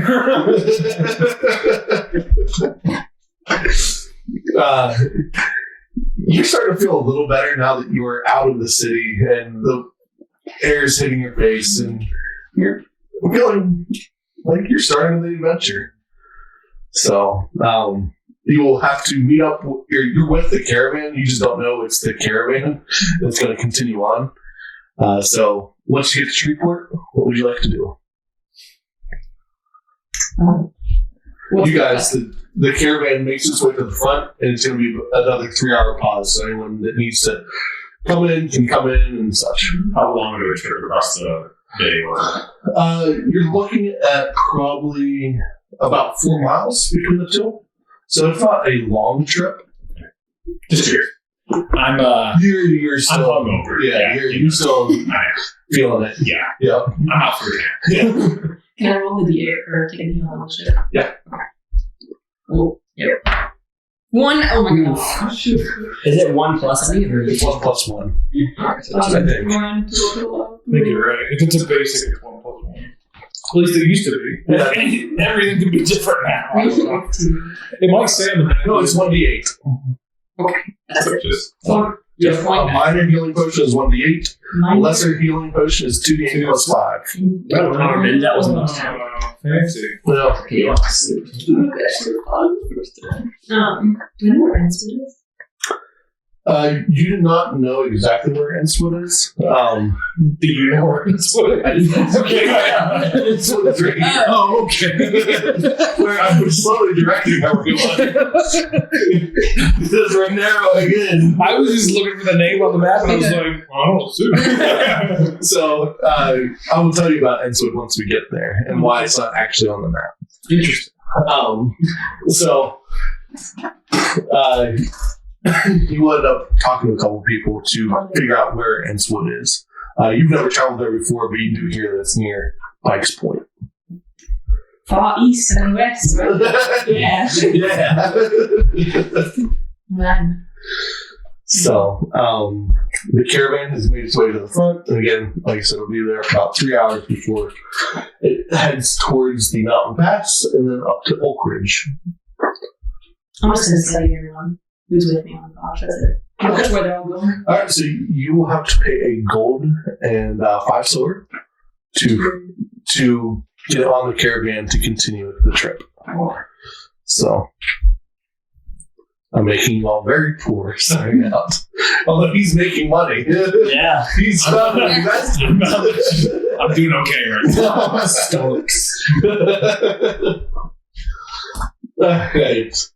So, pleasant enough. Cart 4 has some room if you'd like to sit there. Thank you. And as you make your way to cart 4, there's a family there with 3 young babies. Like, we're talking triplets. And they are just wailing. Top 5 sounds good. Until you get there. Can I talk to the mother at all? Sure. How old are they? They're beautiful. I try to yell, actually. They're beautiful. Thank you so much. Do you want? You can ride in the cart. You can totally ride in the cart. It'd be great if you ride in this cart. Oh yeah. How much longer are you guys Deep walk. here? Oh, stop. We're going to Goblin City. Yeah. Oh, fast. We can use that. Oh, wow. Can I talk to the driver of the car, please? Sure. Okay. Excuse me. Hello? No? Okay. Eyes closed. So he's facing forward. Mhm. He did not hear anything you said. Okay. I tap him on the shoulder. Sorry, I did not mean to bother you or startle you. I noticed you have quite a loud car back here. You alright? That's kind of like, what backwards in. Yes. Alright. Yeah, he takes it. He's deaf.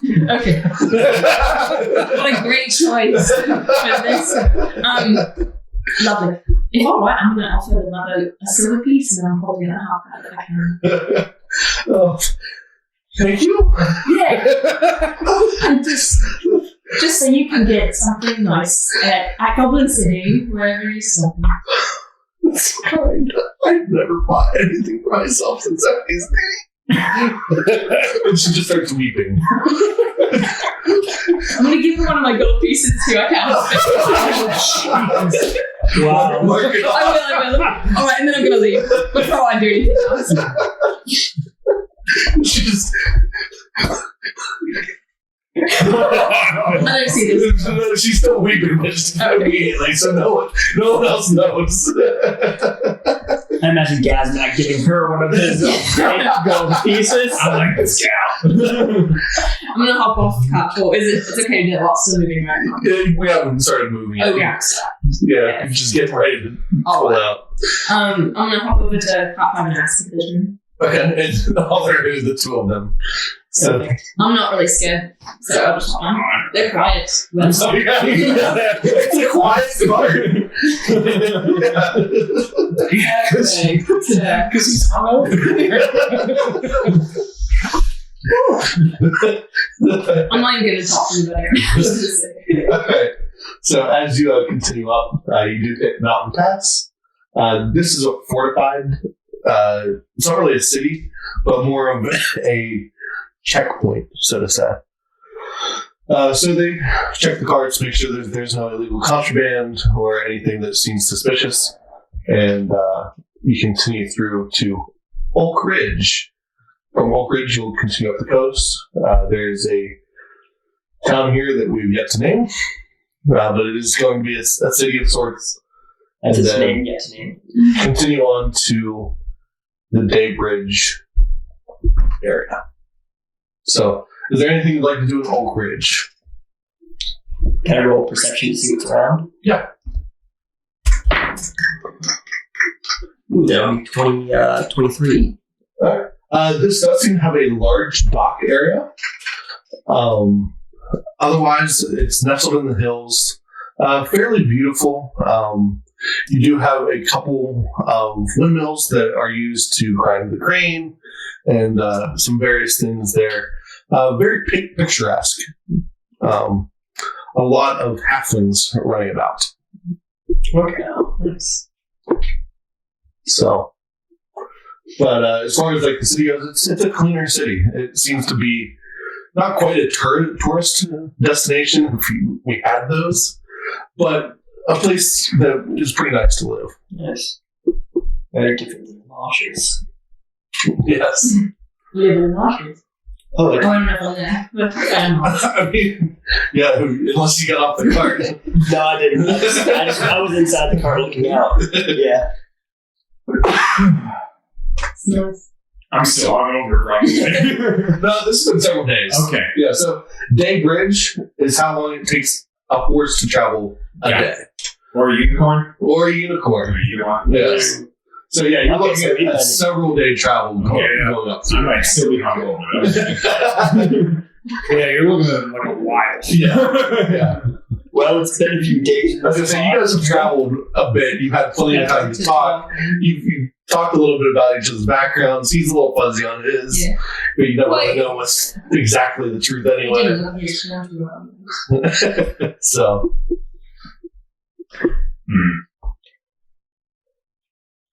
So tell me again, Nasha, where you headed? Where this caravan ends, I suppose, when it's on to Enswood. Oh, adventurous. Yeah. Sounds like we'll be here for a while together. Glad to hear it. What do you think, Gaznak? Do they have any wishing wells in Edgewood? I'll say wish you well.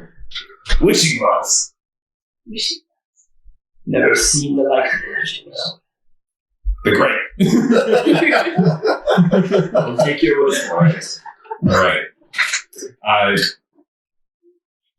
good. Okay. Alright. So, you guys take a while. You're going to make your way to Daybridge. There's a small settlement on this side of Daybridge. It's basically like a point where you can drop off goods or hire someone to get you across to Goblin City. So, the caravan is going to stay there for about 3 days. Time enough for anyone that needs to travel to Goblin City, do their business, and come back. So, what would you like to do? Oh, I'm going to talk to you guys and say, so we're here for 3 days. What are you guys planning on doing? I mean, this whole city full of my people. I'm gonna go chat it up. Is this He's trying to go out and get lucky. Not quite. No, I'm in the trap. Yeah, damn, you know.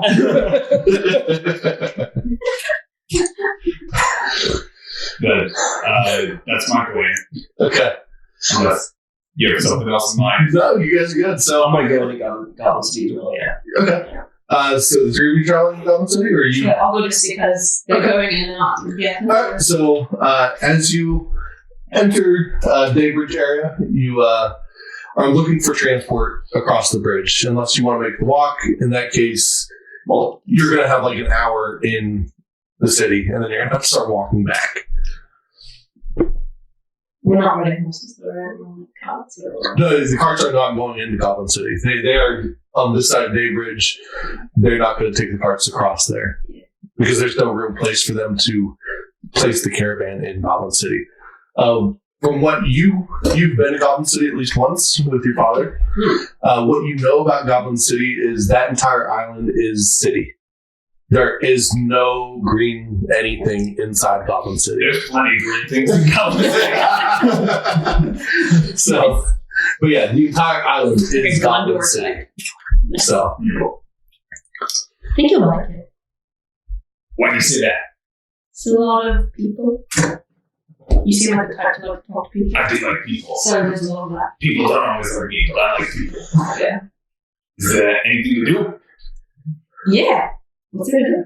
so there are the Goblin racetracks, and they will race anything. There's a lot of gambling and stuff that can take place, and it is a very heavy merchant area. So pretty much anything that you would want to buy, you could probably find in Goblin City. Shopping? Also, it's got the largest bank, like we've talked about. Yeah. So as you approach to gather or get a horse or rent horse, who would like to do the talking? Oh, that's a big ass gap. How can I help you, sir? We need 2 horses. Steeds of sorts. Fine enough. What's your name? Name's Gazmak. Gazmak, trusty guy. You can trust this guy. Gazmak Trusty God? Gazmak, our trusty guy. Yeah. The Gazmak, our trusty God. I mean, yeah. Yes, sir. Right away. And you actually get a coach. What? I mean, this doesn't always happen, but this is nice. Yeah. Okay, these 2 are with me. You have 2 horses, and it's a 4-seat coach. Wow. And What the driver. All right, driver, get us there. Look at these sled. And believe it or not, there is a fast lane. We should take this time with us more also. So, but yeah, you do make it across a bridge in about 6 hours instead of normal. Are you like royalty there? I don't know. I mean, I got lots of connections. Sometimes I don't remember. So, what do you guys want to do? Gambling, racetracks, the bank, wishing wells, bars. I'd like to see one of It's your just wishing wells. saying all the things you say. Let's go see if they're racing unicorns. Alright, so you make your way over to the tracks, and it seems like they will race almost anything. They have goblin dogs. They do have what appears to be almost like a leopard type of creature. I thought you were going to say they were racing lepers. Just chunks flying And then you can race your own car if you so choose for the right amount. Car? Steam engine. Yep. Oh, cool. Okay. So they've imported some Steam stuff for this track specific. And there appears to be some magical items that you're able to pick up along the way for the Steam car track. I mean, You don't have the money for it yet. Can we ask what they are? let's go take a look at the steam cars. Alright. So as you approach the Steam cars, there's a whole bunch of different variety. roll diplomacy to find somebody to kind of talk to about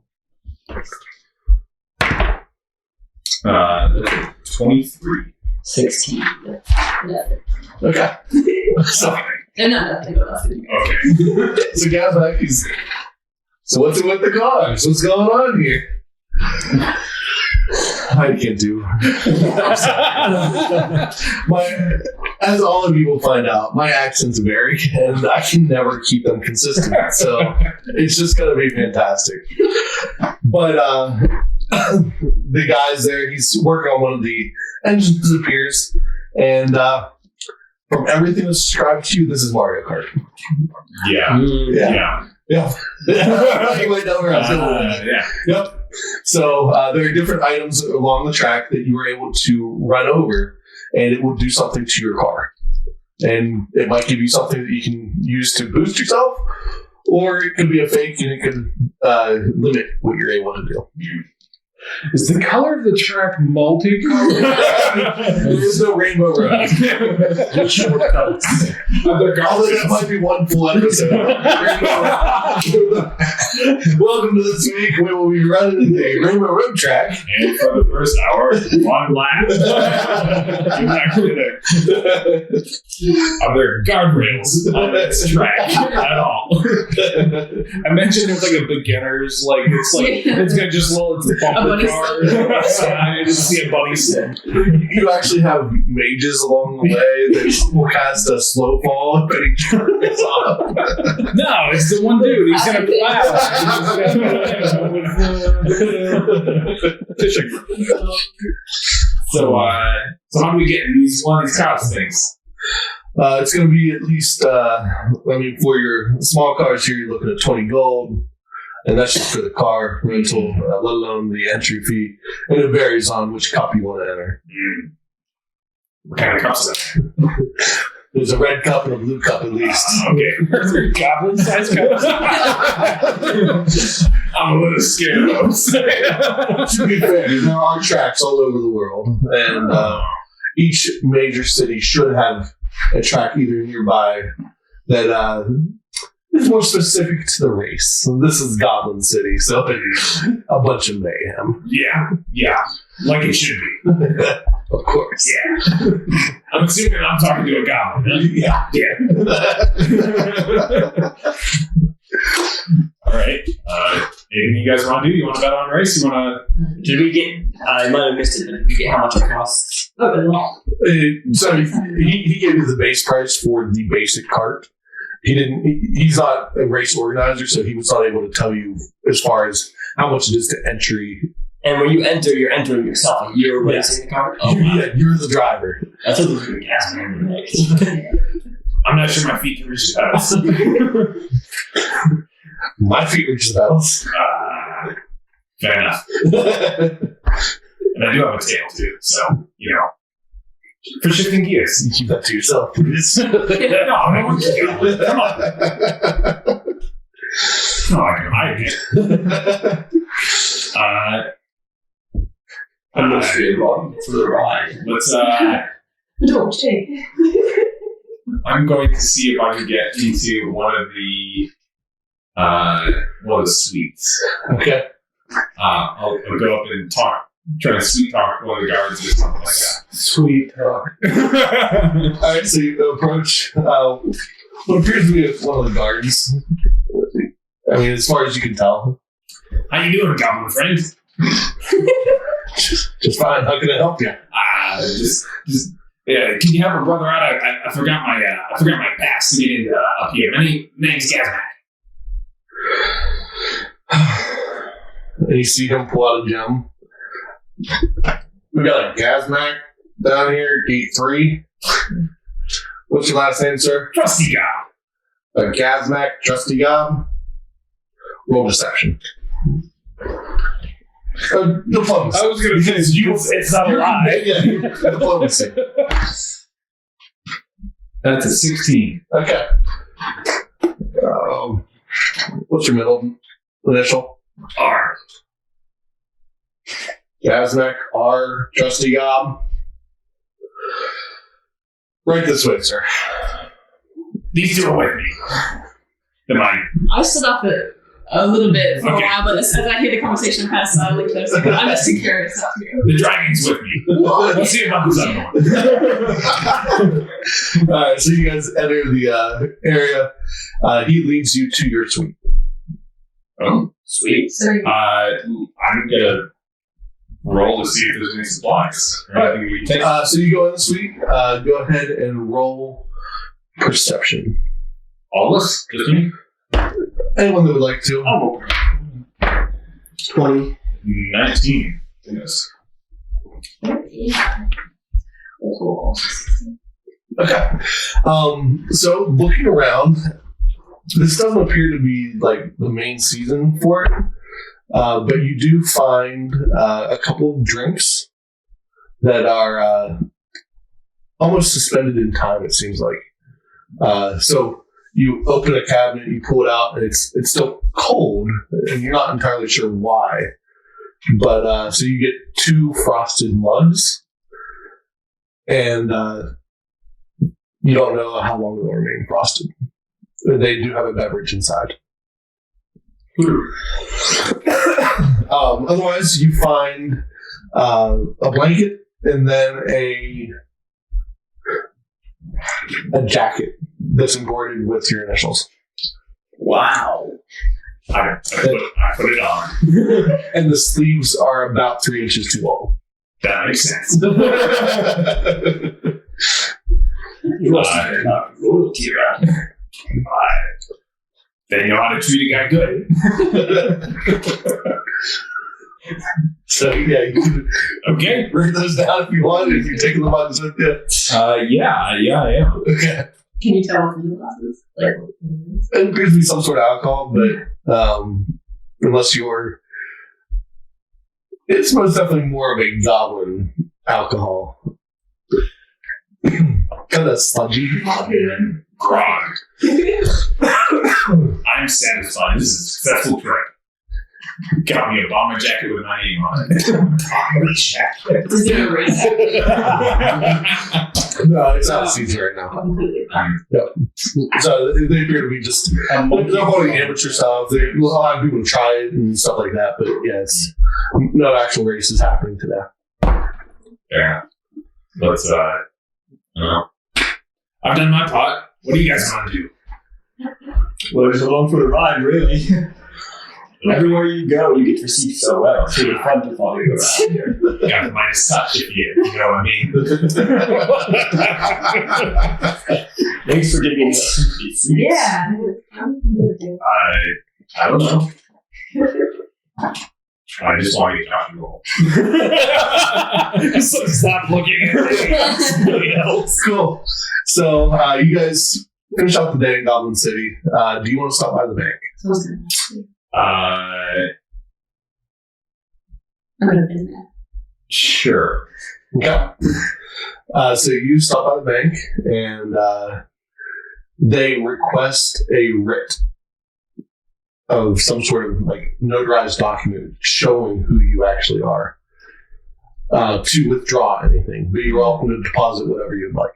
Carries my jacket.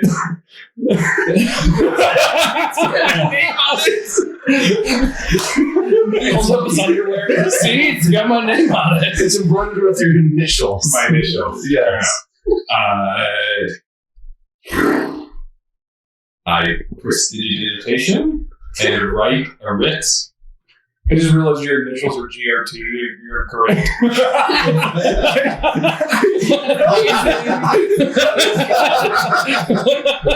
That was totally not planned. That's awesome. I will require a very high crafting check. Okay. That is 11. So yeah, you do not know how things are kind of done here. So you kind of wrote out entrusted to and then your name. It's the Ron Swanson piece of paper. I can do what I want. Say to me. And you kind of get into them like, once again, sir, I'll need your official documents for any withdrawals, any deposits you're welcome to make. I see. Can you check your account? Yeah, can I? That's a great great thought there, accountant. Let's check my account. That's my trusty guy. Yeah. It is overflowing with platinum. Just money that you could not fathom. I have no idea. Yes, that sounds right. Yeah, thank you. Yes. Mr. Dragon, bodyguard man, can you please take this gold coin and deposit it? It's a very special gold coin. Make sure that it goes right into the middle of the pile. All right, so I hand the coin to Cal. I examine it curiously and suspiciously, knowing Gaznak. And so we can see all the platinum, is that? no, you do not have access to that area. So you gave me the coin to give that he's talking to. I look at it. Can I take it from you and just look at it real quick? Yeah. Okay, I'll give it to you.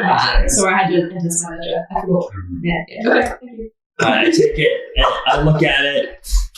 Great accomplishments. I was like, is she lawful? As long as she follows her code. Yeah. I mean, I don't know what we're doing. It's true. I slit my tongue a little bit. And I hand it over to the. Wait, did you lick the coin? No, I just my tongue just went. Smelled it. Like a dragon. Yeah. Yes, I licked it. My tongue went. It disappeared. Takes. Will that be all? Yeah. Can you do me a favor? I'll be back. Hold on to that. I'll be back in about an hour. Don't deposit it just yet. If I'm not back in an hour, then deposit it. Can you do that for me? I'll even throw a silver in for you, just for these special instructions. I'm going to deposit this now, sir. Okay. All right. Well, thank you for your consideration. Have a great day. You're welcome. So she goes back. And come, dragon. Let's go. Let's get out. We gotta get to that important business meeting right away. Right, curious about. She got a one. she just tosses it in and closes that part of the vault. Wow. Oh my goodness. I'm out of there. We're going to say about 2,000 platinum that transport. I bet they thought you're a lot more successful than you thought. Yeah. This was the. I am a successful entrepreneur. Trusty art novelty. Yeah. I've done more than enough for this episode. I'm done. So after that, your hands. you guys decided that it's probably time that I get out of Goblin City because this jacket don't fit. So you get back in your carriage and it takes you back across Daybridge. You guys go ahead and just rest in the carts. You decided that it's best there. And you start moving on towards Blake's Point. Interesting adventure. Oh, just say what you really mean. Somebody Greece coming after you. I'm gonna have to rewatch this episode so I can take down all of my notes on what has happened because it's been so much more than I expected. Yeah. Not to mention, I've now made Mario Kart a thing, and all the major cities need a track. So I was like, I wonder if he's just kind of going by the fly here. Yes, he is. You did a great job on that project. I want to see your top one project. Yeah. Josh, so Cypher? Do we have time? Yeah. Oh, I'm down. Whatever. Unless anyone needs to leave. Nope. I knew you were aiming for 2 hours. I was. I'm okay if it goes a little longer. I derail things. I'm sorry. No, I don't. I can wait until next time if you want to keep it or No, I'm good. Okay, If everyone else is okay. I don't plan. Okay. I plan to be about a half an hour. Yeah, Kelsey. Okay. So yeah, half an hour to 45 minutes probably, at least to get to where y'all are together. If it helps, I don't talk much. Yeah, so Josh just has to make it through some traps. Fair enough. All right, so Cypher, you awake to the sound of a cracking whip. All right. You are in your sleeping cage, as they've been called. Yeah. And you wake up with Giblick and Grim. Giblick is a small goblin, All right. and Grim is a dwarf. And whenever you were first brought into your predicament as a slave, they kind of took you in to... All right. So I know these guys. Yeah, they're your friends. They took you in. They made sure that you didn't eat the warm weed. It is a root that grows in this area, and basically during cold winters, people will eat it to stay warm, but it deadens the mind. Interesting. So they kept you away from that. If you would like, you were able to grab some of that before you leave. So I assume that this is just something that's obviously if it deadens the senses and intellect. It's something that's freely available to Yes. the slave. Yep. Oh yeah, so it wouldn't be unusual for me to grab something. Yeah, you can grab a small pouch of it. And Yeah, not be I'll take some of that. So you wake to the sound of a whip cracking. Volwig, he is a I lost my train of thought. Volwig is a goblin, and he basically got promoted to run the slaves, so to say. He started as a slave. I was going to say promoted from within. Yeah. He's one of those guys. Yep. Awesome. Yeah, he's that guy. The earned status didn't really give him much other than a slightly better bed, slightly better food. But what he treasures most is the power over the slaves. Yeah, makes sense. And you have learned to just loathe him. Cypher, Giblick, Grim, grab your crap. It's time to go. We're going on an adventure. Oh boy. I grab all my stuff with what stuff I have. Yeah, you basically have your bedroll and a bag that you've kept some of your stuff in. What little that you're allowed to have. As you're walking out towards a caravan, a small caravan, probably 3 or 4 carts, you see a bunch of items laying out on a table. Take one of each. And as you walk by, you get a thieves kit. Okay. You go ahead and get a rapier right. for your size. And just some general travel items. So basically the gear list that we made for you. Got it.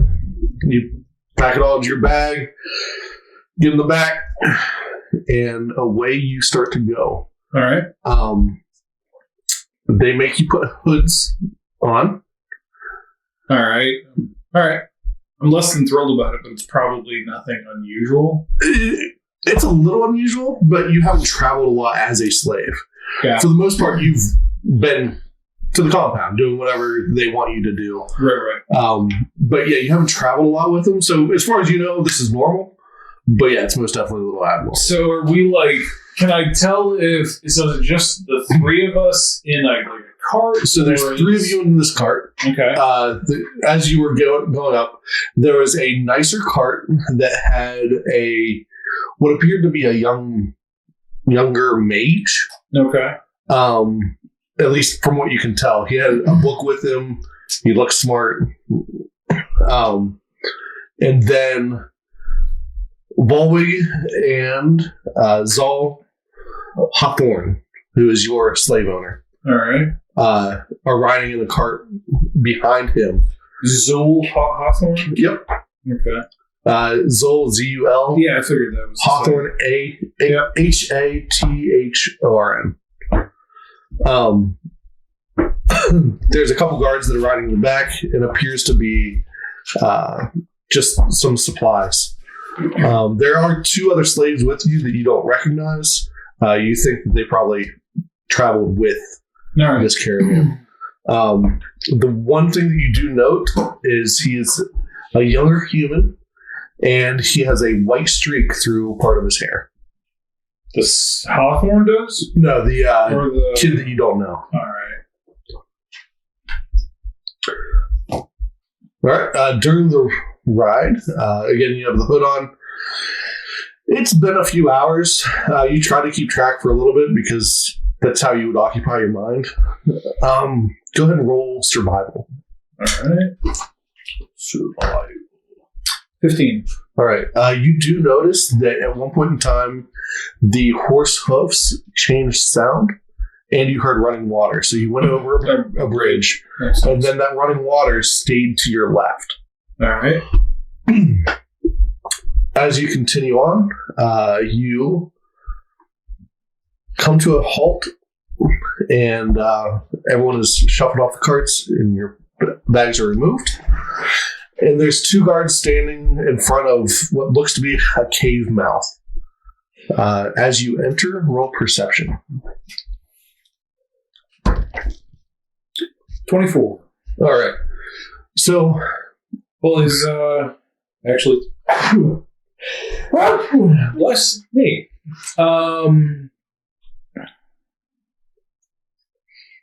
Sorry, 25. Actually, okay. A little bit higher. So, you start to see markings around a doorway that's just further into this cave. And from what you're able to tell, this is a place of power. Can I read the markings? What languages do you have? Common, Dwarven, Goblin, and Halfling. All right. Yes. So you are able to read them. It says in Dwarvish, wrath. Interesting. The doorway is closed, and not, as far as you can tell, nobody has touched it yet.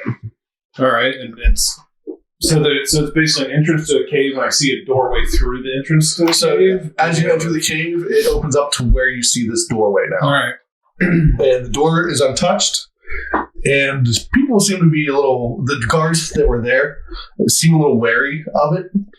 And with your perception roll, you actually see what appears to be singed I was bodies gonna say scorch marks around one of the edges.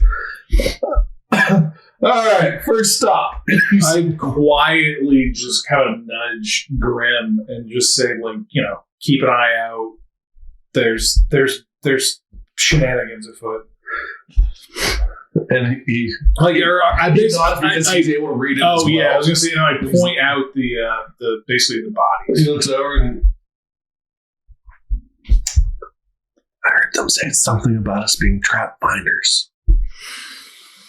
Well, finally, I can actually put my skills to use. I don't find traps. I can, and usually without having to use my face. So stay behind me. Let me go first, And I'll see if I can get us through this without getting exploded. So, one of the kid says, "All right, you first," and he points to one of his slaves. Okay. He stands there for a moment. That one, and that one. Press them all through at once. And then All right, I'm gonna watch this real world. the guy's like, okay.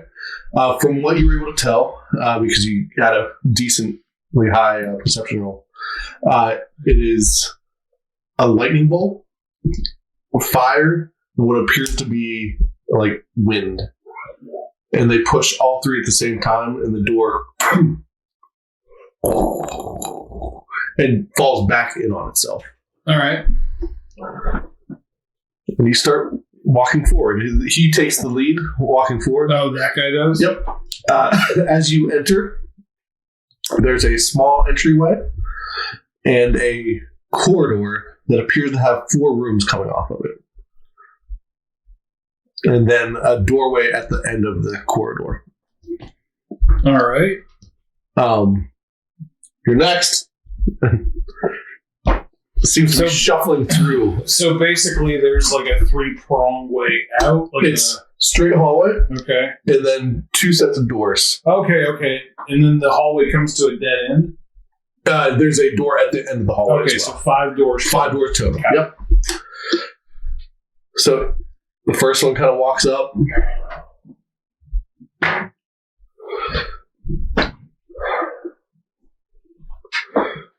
Walks forward. He hasn't seen anything bad happen yet. He's kind of spooked. And as he steps between the first 2 doors, boom! The doors come together. All right. And crush him. Awesome. So that is 1 slave down. He rolled up 4. Oof. Next up, and this is Gimlick's turn. I'll just slide in front of him to go before, because he's one of my buddies, right? Yeah. So I'll go. I'll actually let me. You guys let me get this. Okay. So I'll just kind of cut in front of him. All right. Roll. Well, I saw You saw that one happen. Yeah, so you know what triggered it. So yeah, And it's a fairly simple stone on the floor. And it is. So basically, I saw a pressure trap move underneath. Yep, and it's just that. it is marked with a boulder. Oh, okay. Well, there you go. Yeah, people are he was real dumb. All right. Just not paying attention. So I'll walk up Okay. to not in between the doors, but right up to the edge of the doors, and I'll look past the boulder, basically along the walls, along the ceiling, along the floor for a disarm switch. Okay. Go ahead and roll perception. That is real high. I hate that they moved perception. Yeah, they moved everything around. Yeah. It's not 25. 25. Awesome. So you see what appears to be a disarm type switch. You're able to jump over the doorway, and there's a key hanging there.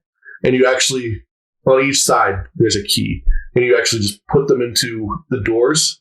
Can I reach? Yeah.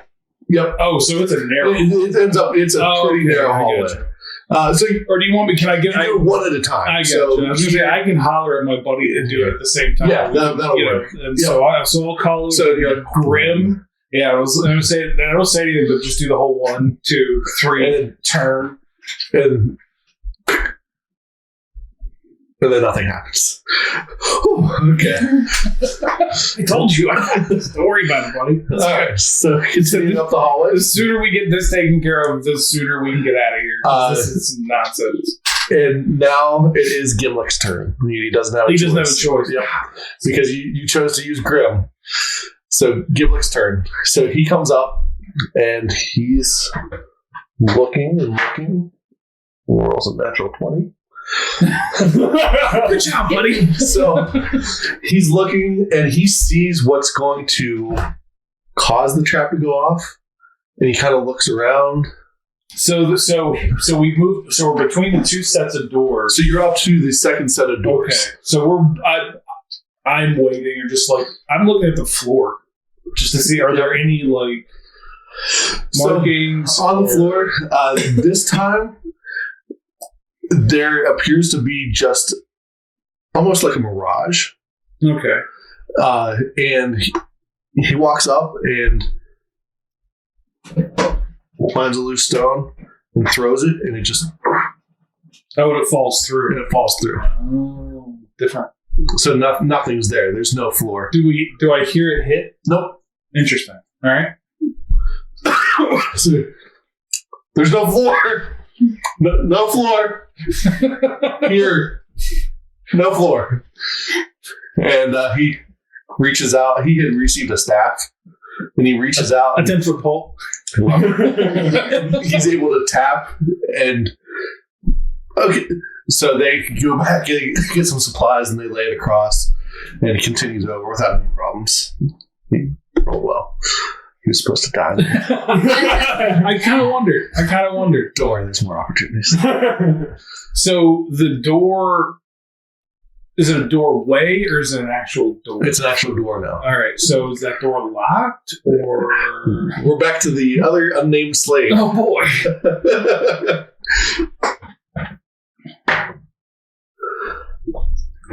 So he goes up and notices this same pattern that the first one, and just all at the same time, and the door comes back on him. Oh gosh.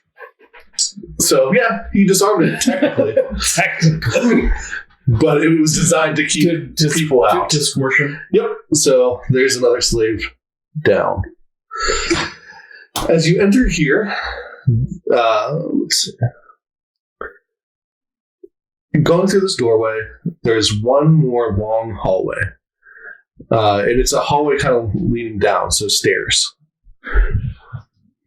Okay. So, just as soon as have we gone through the doorway? You're sitting at the top of the stairwell. Okay. It's got a small platform.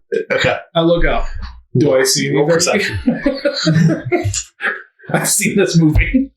We experienced this movie yesterday. Yeah, you're not kidding. 22. 22?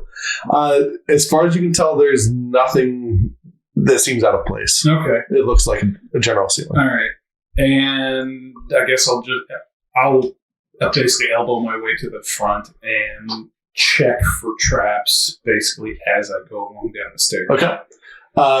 You find the mechanism, and it causes a swinging blade to protrude from the wall and come just over your head height. Oh, man. So yeah, for small. You get to decide whether or not you're going to disarm it.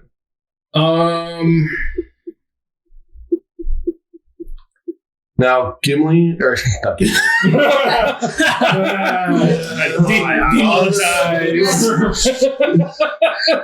How many other franchises are we making references to? Grim is slightly taller than you. So it is likely that he could be hit by it. Yeah, I'll disarm it. Okay. So you go ahead and find the mechanism to disarm it. Can we roll for it? No, you're good. You roll high enough to notice it. So you're able to disarm it, and you. Whew. I was going to say, disabled device is missing. So, is that what it counts as now? I believe so. Yeah. Interesting. Good to know. Yep. And so we're all learning. Yeah. So you make your way into the next room, and at the bottom of the corridor, it opens up into a vast room. It seems to take up. If you had entered into a mountain, you would expect to see something this big. Okay. It's much larger on the inside.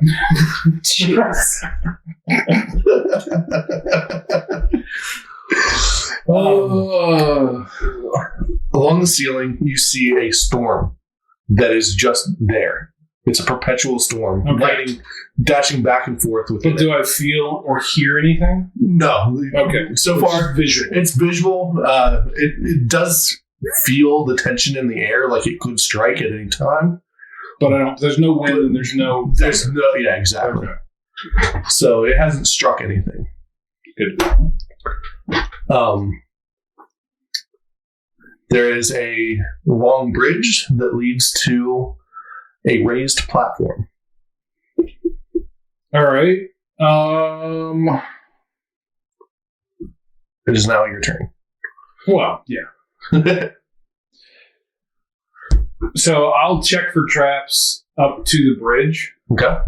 And how closely or is it just the three of us in here? They're standing in the stairwell right now. Okay, so they're in the stairwell. Yep. How far is the bridge? It's a good 60 feet or so. Okay. All right. I'll tell them to sit back. And it's a stone bridge, by the way. Oh, okay. Yeah. Okay. I was imagining it. Yeah, sorry. It's a stone bridge. Okay. I'll walk about 10 or 15 feet to either side. Okay. And look, basically, to see if there's any, missing pillars, or just to see how stable the bridge might appear. Roll perception. That is a 23. You can't roll low on perception. I haven't rolled below a 13. You're not entirely sure how the bridge is suspended there. Okay, so it's It's basically magically based. okay. And looking at the stones that comprises of it, they're very well decorated. I was gonna say, do they have any like symbols or anything on them? You were able to make out a lightning bolt in the corner of one, Okay. and a flame kind of in the corner of another one. Then there's also the same wind symbol has moved into the decorative part of a third one. And from what you would tell, there's also a few that have a heart in it or a shield. All right. I will move over. And these stones are probably paver size. Yeah, Okay. they're large enough that you could put 2 feet on it if you squished, one without a problem. All right. I'll try to keep as much of my weight on the actual part where I know it's safe and press experimentally on the one that's got the lightning bolt or the storm one. Make a reflex save. Balls. 26. I mean, you're watching these, right? I'm not. No, you're rolling. Okay. You're rolling really well. Let's hope it stays with you. No kidding. As soon as it's just like, oh boy. 9 damage. A lightning bolt All right. singes your hand. Hard to reflex dodge lightning. I guess. He did reflect. That was half damage. Yeah. That would have killed him. Yes.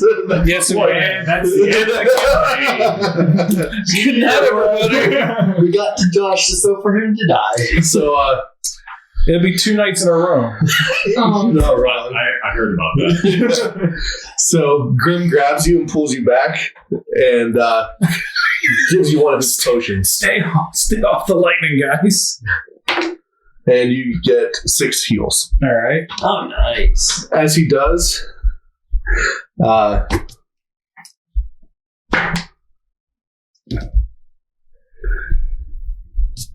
Giblick stands out and touches one of the hearts. Nothing happens. And then he moves across and touches one of the shields. It's also safe. All right. And then he rolled really poorly and lost his balance. Oh, jeez. And one of his feet fall onto the wind.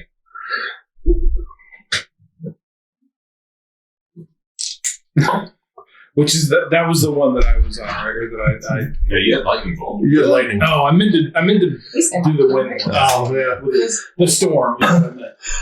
A force bubble pops up and just pushes everything back, It just blows him off and the he bridge. falls off the bridge. Is just bottomless pit kind of stuff, or like lava? I mean, if we're borrowing from Mario,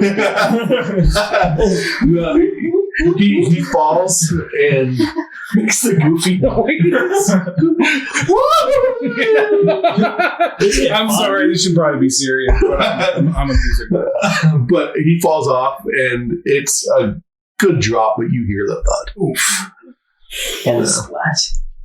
And Grim just, oh.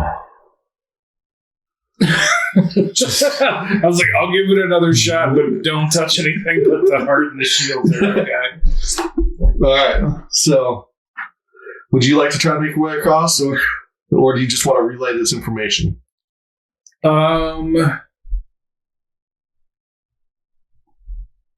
I'll just basically call out, hey, you guys were trap finders. We found all the traps. I think we're done. So there's no way for us to disarm this that I can see. I kind of know what I'm doing. So, All right. So they come down, and the mage looks at Grim, says a couple words, and now he's able to fly.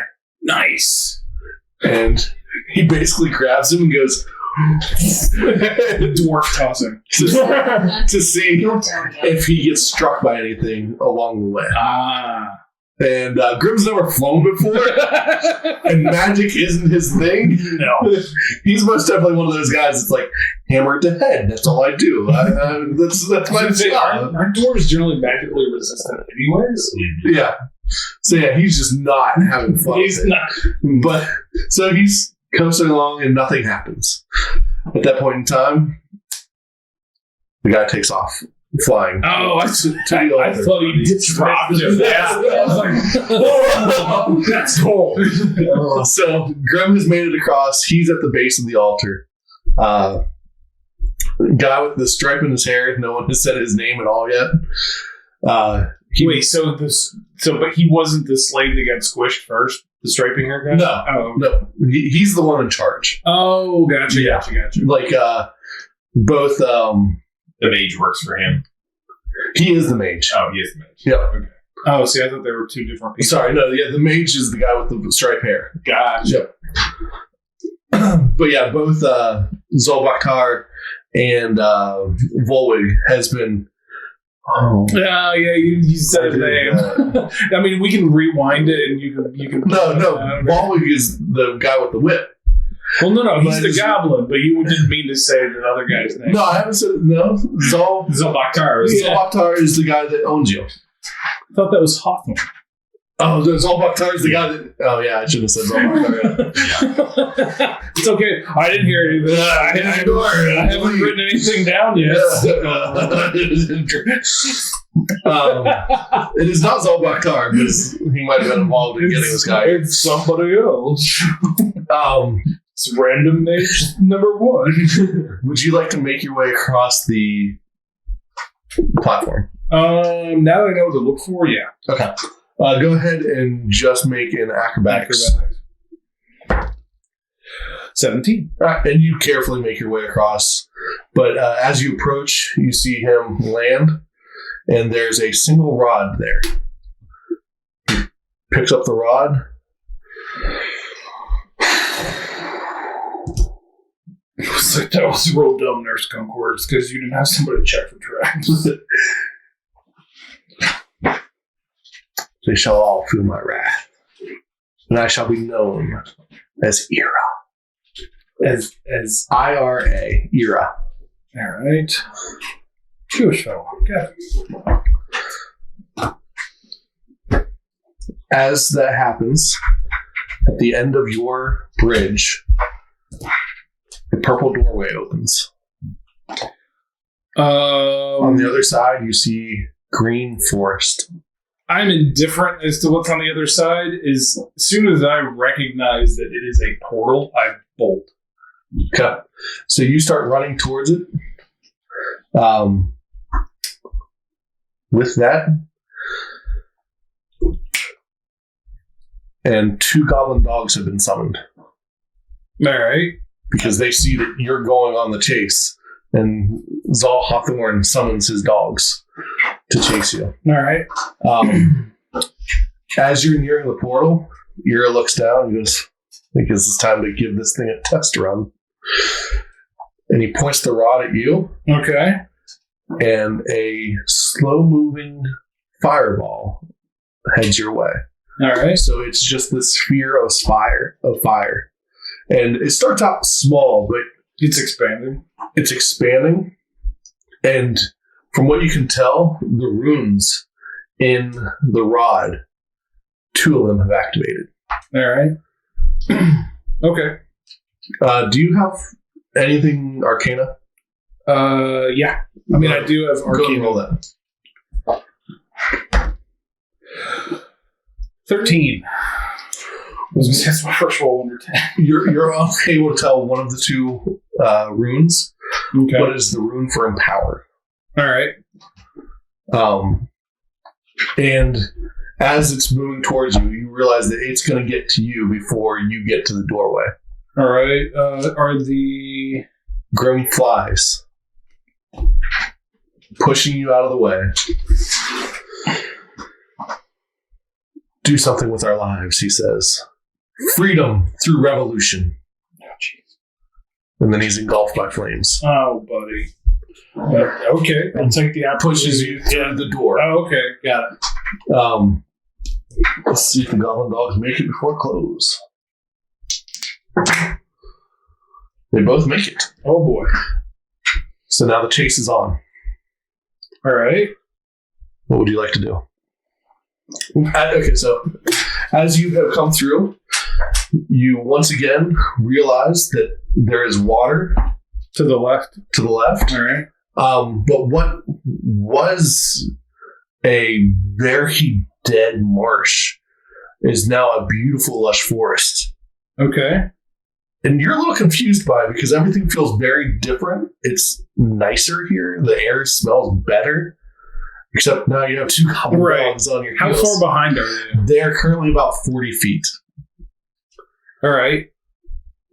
Okay. I will let you attempt to stealth. I was gonna say, there's a forest that I'm not terribly big, I will run behind not the closest tree, but the next closest tree, and attempt to hide. Okay. Roll stealth. 23. 23.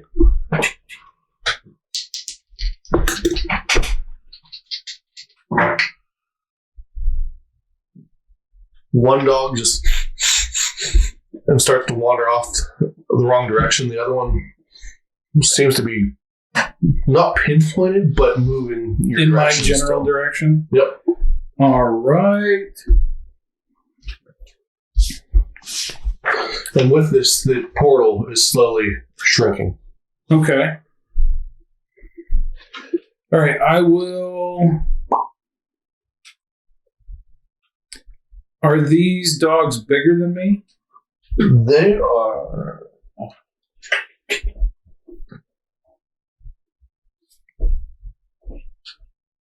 They're about the same size. You can Okay, ride so them. they're They're medium. so they are So bigger. they're bigger. Yep. All right. All right, then I will. I guess I will wait and see if it gets close enough, and if it gets close enough, then I'll attack. All right. Roll initiative, and you have advantage. Okay. Not advantage. You'll get a I'll surprise go round. get a surprise round. Okay.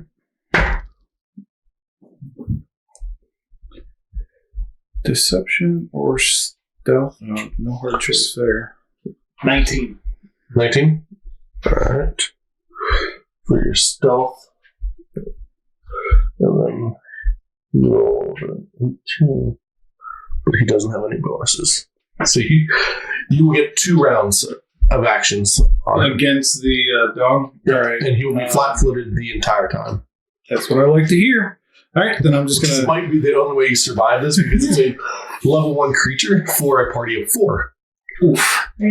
Fun. Yep. All right, well, I'm going to attack. All right. And that is a... Where's my attack at? Oh, there it is. 18. That'll just hit. Nice. So I'm using my rapier. Yep. And your sneak attack as well. Yep. That is 14 damage. Ooh, that was a good amount of damage. Jeez. Thank you, sneak attack. Yep.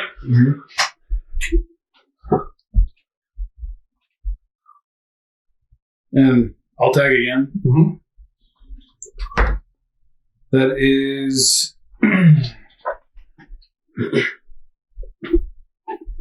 This isn't the second because I'm not moving or anything.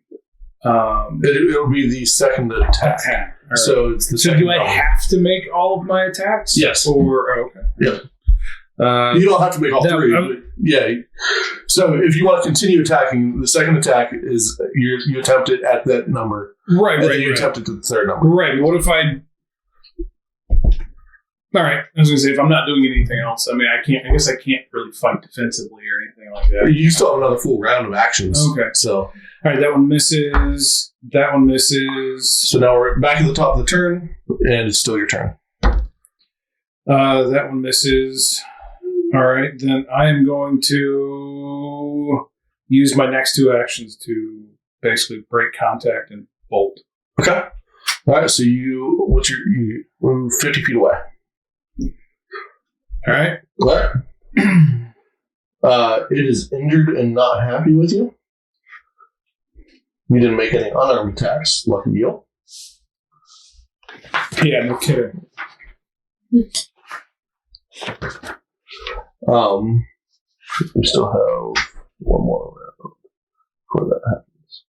So he's going to. What is his movement? So he's going to move twice to get to you, and then we'll attack. And does a 26 hit? Oh, for sure. Yeah. That is 6 damage. All right. And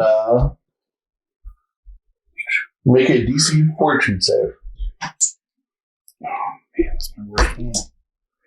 And I'm sure I failed. It's a 13. Yeah, so you are round 1 sickened. I get to pull out the little thing and see what this means. -2 to everything. Take a status penalty equal to the value, so -1 on all checks and DCs. All right, that's not terrible. Yep. And that's the end of its turn. Let's see. It is not looking very good, though. Good to know. Let's see.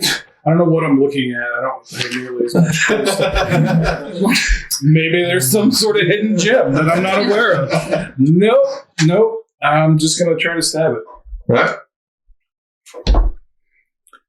I miss, and then I'll use my next 2 actions to get away. All right. So it's going to chase after you again and attack, and it's going to miss. You sure? Yeah. Okay. Unless your armor class is lower than 13. It is not, Okay. thankfully. Man.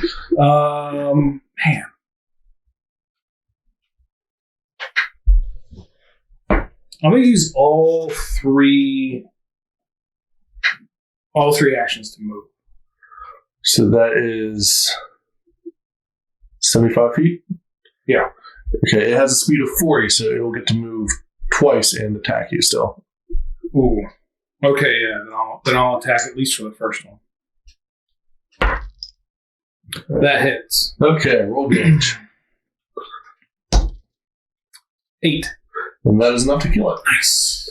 The other one has realized that bad things are happening and looks over towards you, I was going to say, we should be... and the portal blinks out, and the dog disappears. Oh. It was a summoned creature. That makes sense. So, no longer connected to this world, it disappeared. You live? Yeah, no one's more surprised than I am. What would you like to do? Let's see. I should have... So everything basically is super cool, super nice, and it's, lush forest. It's beautiful, yeah. It's You're really, I've not seen this in... everything smells nice. Yep. All right. All right. Well, I'm rolling through my backpack here, and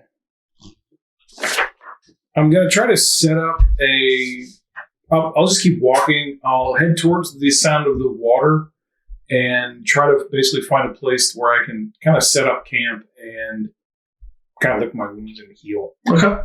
So, make a survival check. All right. Oh, sorry, heading your way. 14.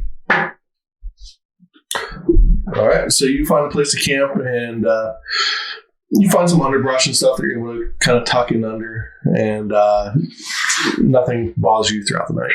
Cool. How much do I heal over during a long rest? That's a good question. We're just going to say that you're healed by the time. Cool. We'll worry about that for the next campaign. Next campaign or next session? Session, yeah. Nuts. Yeah. Indefinitely. Yeah. That's right. I just automatically heal on a long rest. I'm done. Yeah. Do I see any signs of travel? Not where you are. Human occupation or people or anything? Not where you are. You're So pretty much just basically in the wilderness. Okay. Your best bet is kind of move back towards where you think you came from. Not necessarily towards your hometown, but back towards the road. Well, I was just going to follow the water. So am I at the stream? Yeah. All right, then I'll follow it downhill. So Okay. I'm assuming it's coming out of the mountains, right? It is, yeah. Yeah, so I'll follow it downhill. Yeah. So Figuring that I'll either reach a coast or something Yep. eventually. So it takes you a few days, and I've got rations. you've got I've rations and stuff, so I've you're got able to stuff. and you make it to the roadway, the bridge here. Okay. And when you get here, it is not anything like what you're accustomed to. Okay. You're most definitely somewhere different. Interesting.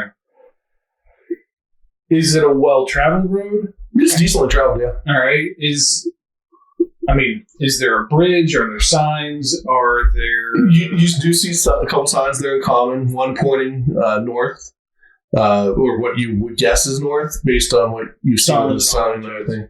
And that leads to Goblin City, and then south leads to Pikes Point. All right. My experience with goblins has been less than positive, so I'm going to head away from Goblin City. So south. All right, so you start walking, and as you're making your way, roll perception.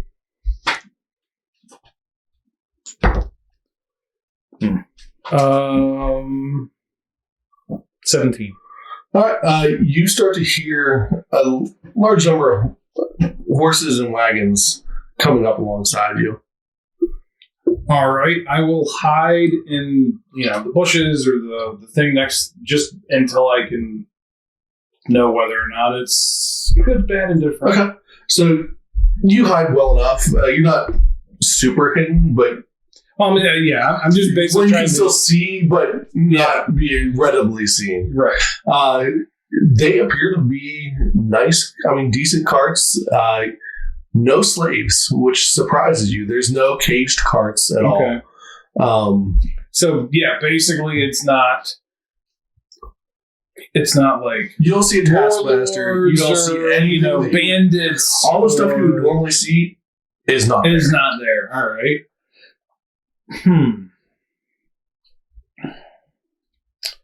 I don't know if I necessarily want to throw myself on the kindness of strangers. How fast are they moving? They're doing a quicker pace than what you can want. All right, I'll wait until they go by, or at least most of them go by, and basically try to just Roll perception okay. once more. That's an 18. All right. You actually hear them call for camp. They're going to camp by the water so they can water the horses, refill some barrels, and stuff like that. So they get over the bridge, Okay, and cool. they're going to camp there. All right, so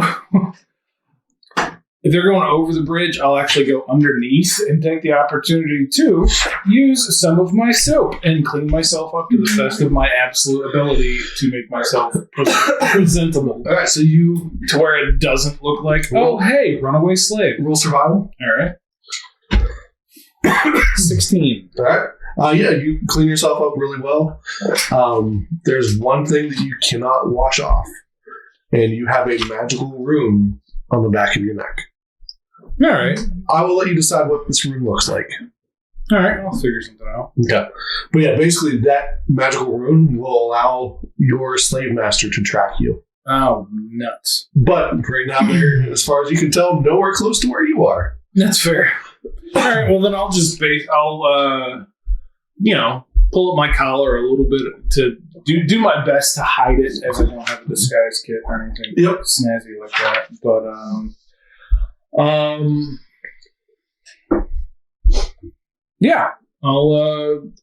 I'll basically make myself presentable. I'll wait till they're like sitting down at a meal or something, and see if I can, by observation, figure out who's the kind of the person in charge. Okay. And you were able to tell that there's an elf that seems to be or half elf that seems to be kind of running everything. making sure everything's kind of set up and everything's running well.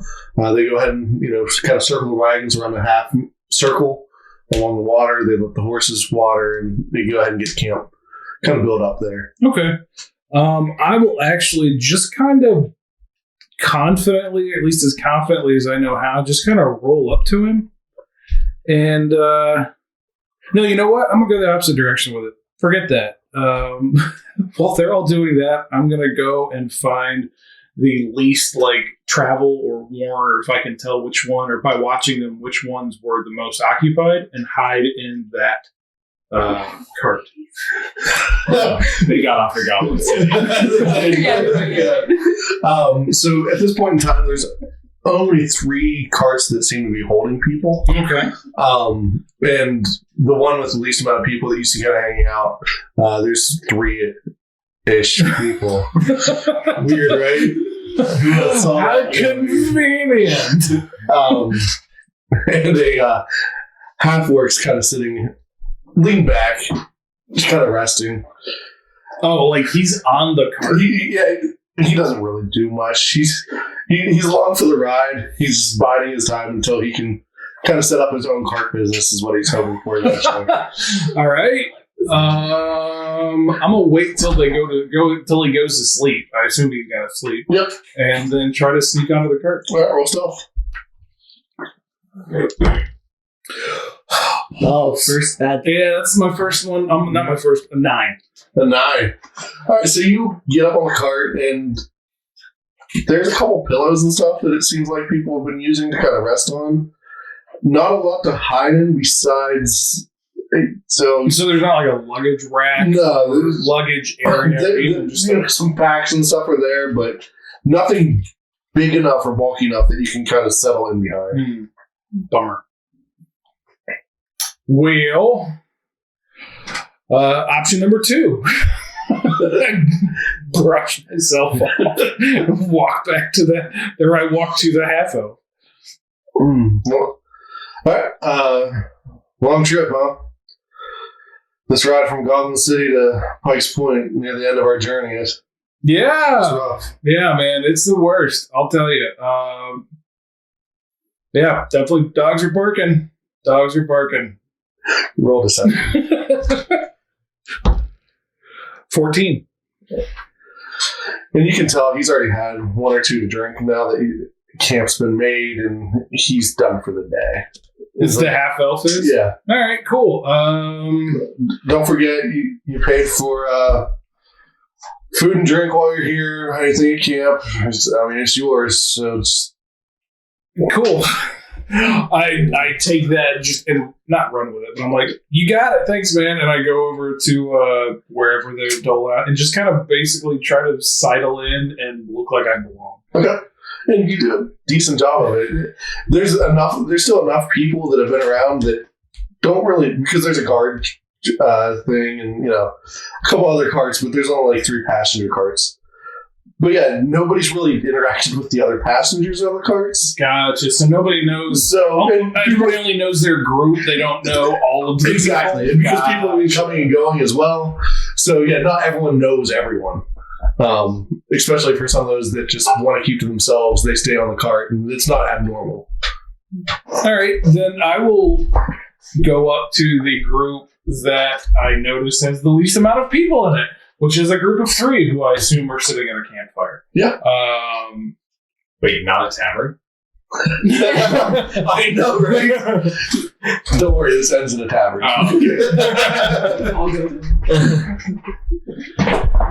Well, hey guys, just look, my cart's really full of just some real obnoxious people, and they're really loud, and it's just, I'm getting real tired of it. Do you mind if I travel with you guys? Because, yeah, I'm at the end of my rope. Totally understand. Not a problem for me. I'm quiet myself. Of course. You might want to run it by Clog. He seems to get really annoyed for some reason. Let's drop back into the story. Clog's going to be with us too. I just kind of mark him and go, Yeah. All right, cool. I'm Cypher, and it's nice to meet the both of you. Nice to meet you, We're going to be Cypher. traveling together. Cool. Nasha. Anasha. Awesome. And you are... Gasmac trusty That's guy. right, you are. I go to shake his hand. I just kind of look at it and just go, like, sorry, I don't shake hands. No, I get it. There's that thing going around. That's right. It's, you know, He's quite not a thing. Hands. Got to protect the fingers. Yeah. It's part of my job. Totally. What do you mean by that? You'll find out. Oh, okay. So... You just gotta get lots of love. Just wait till the schemes come. Awesome. I appreciate it. Well, I'm stuffed. Beat. So... And you were beyond stuff because you didn't get good food. Right. I figured... And this food isn't like the best ever, but compared to what you've been eating, But it's not... this is like, Yeah. oh my goodness. It's actual food, and I can have as much of it as I want. So, yeah, I figure I just below made an obnoxious pig of myself. Well, I look forward to traveling with you guys, but I'm wore out, so I am going to. I'm going to hit the hay, and I sit out my bedroll and not close to you guys, but close enough to where it's like I'm not going to miss when people get up and start moving around. Anything else you guys like to do tonight? sleep. I'm probably up as late as possible, and then I go to sleep. Okay. All right. And with that, our adventurers have all met. Not in a tavern. We will come to a tavern next time. Though. Fair enough. So, Not even tavern adjacent. Not even tavern. In the woods. Camping out. So I hope you guys have enjoyed the first session. I hope you guys have also enjoyed the first session. But until next time. Bye, everyone. Bye, guys.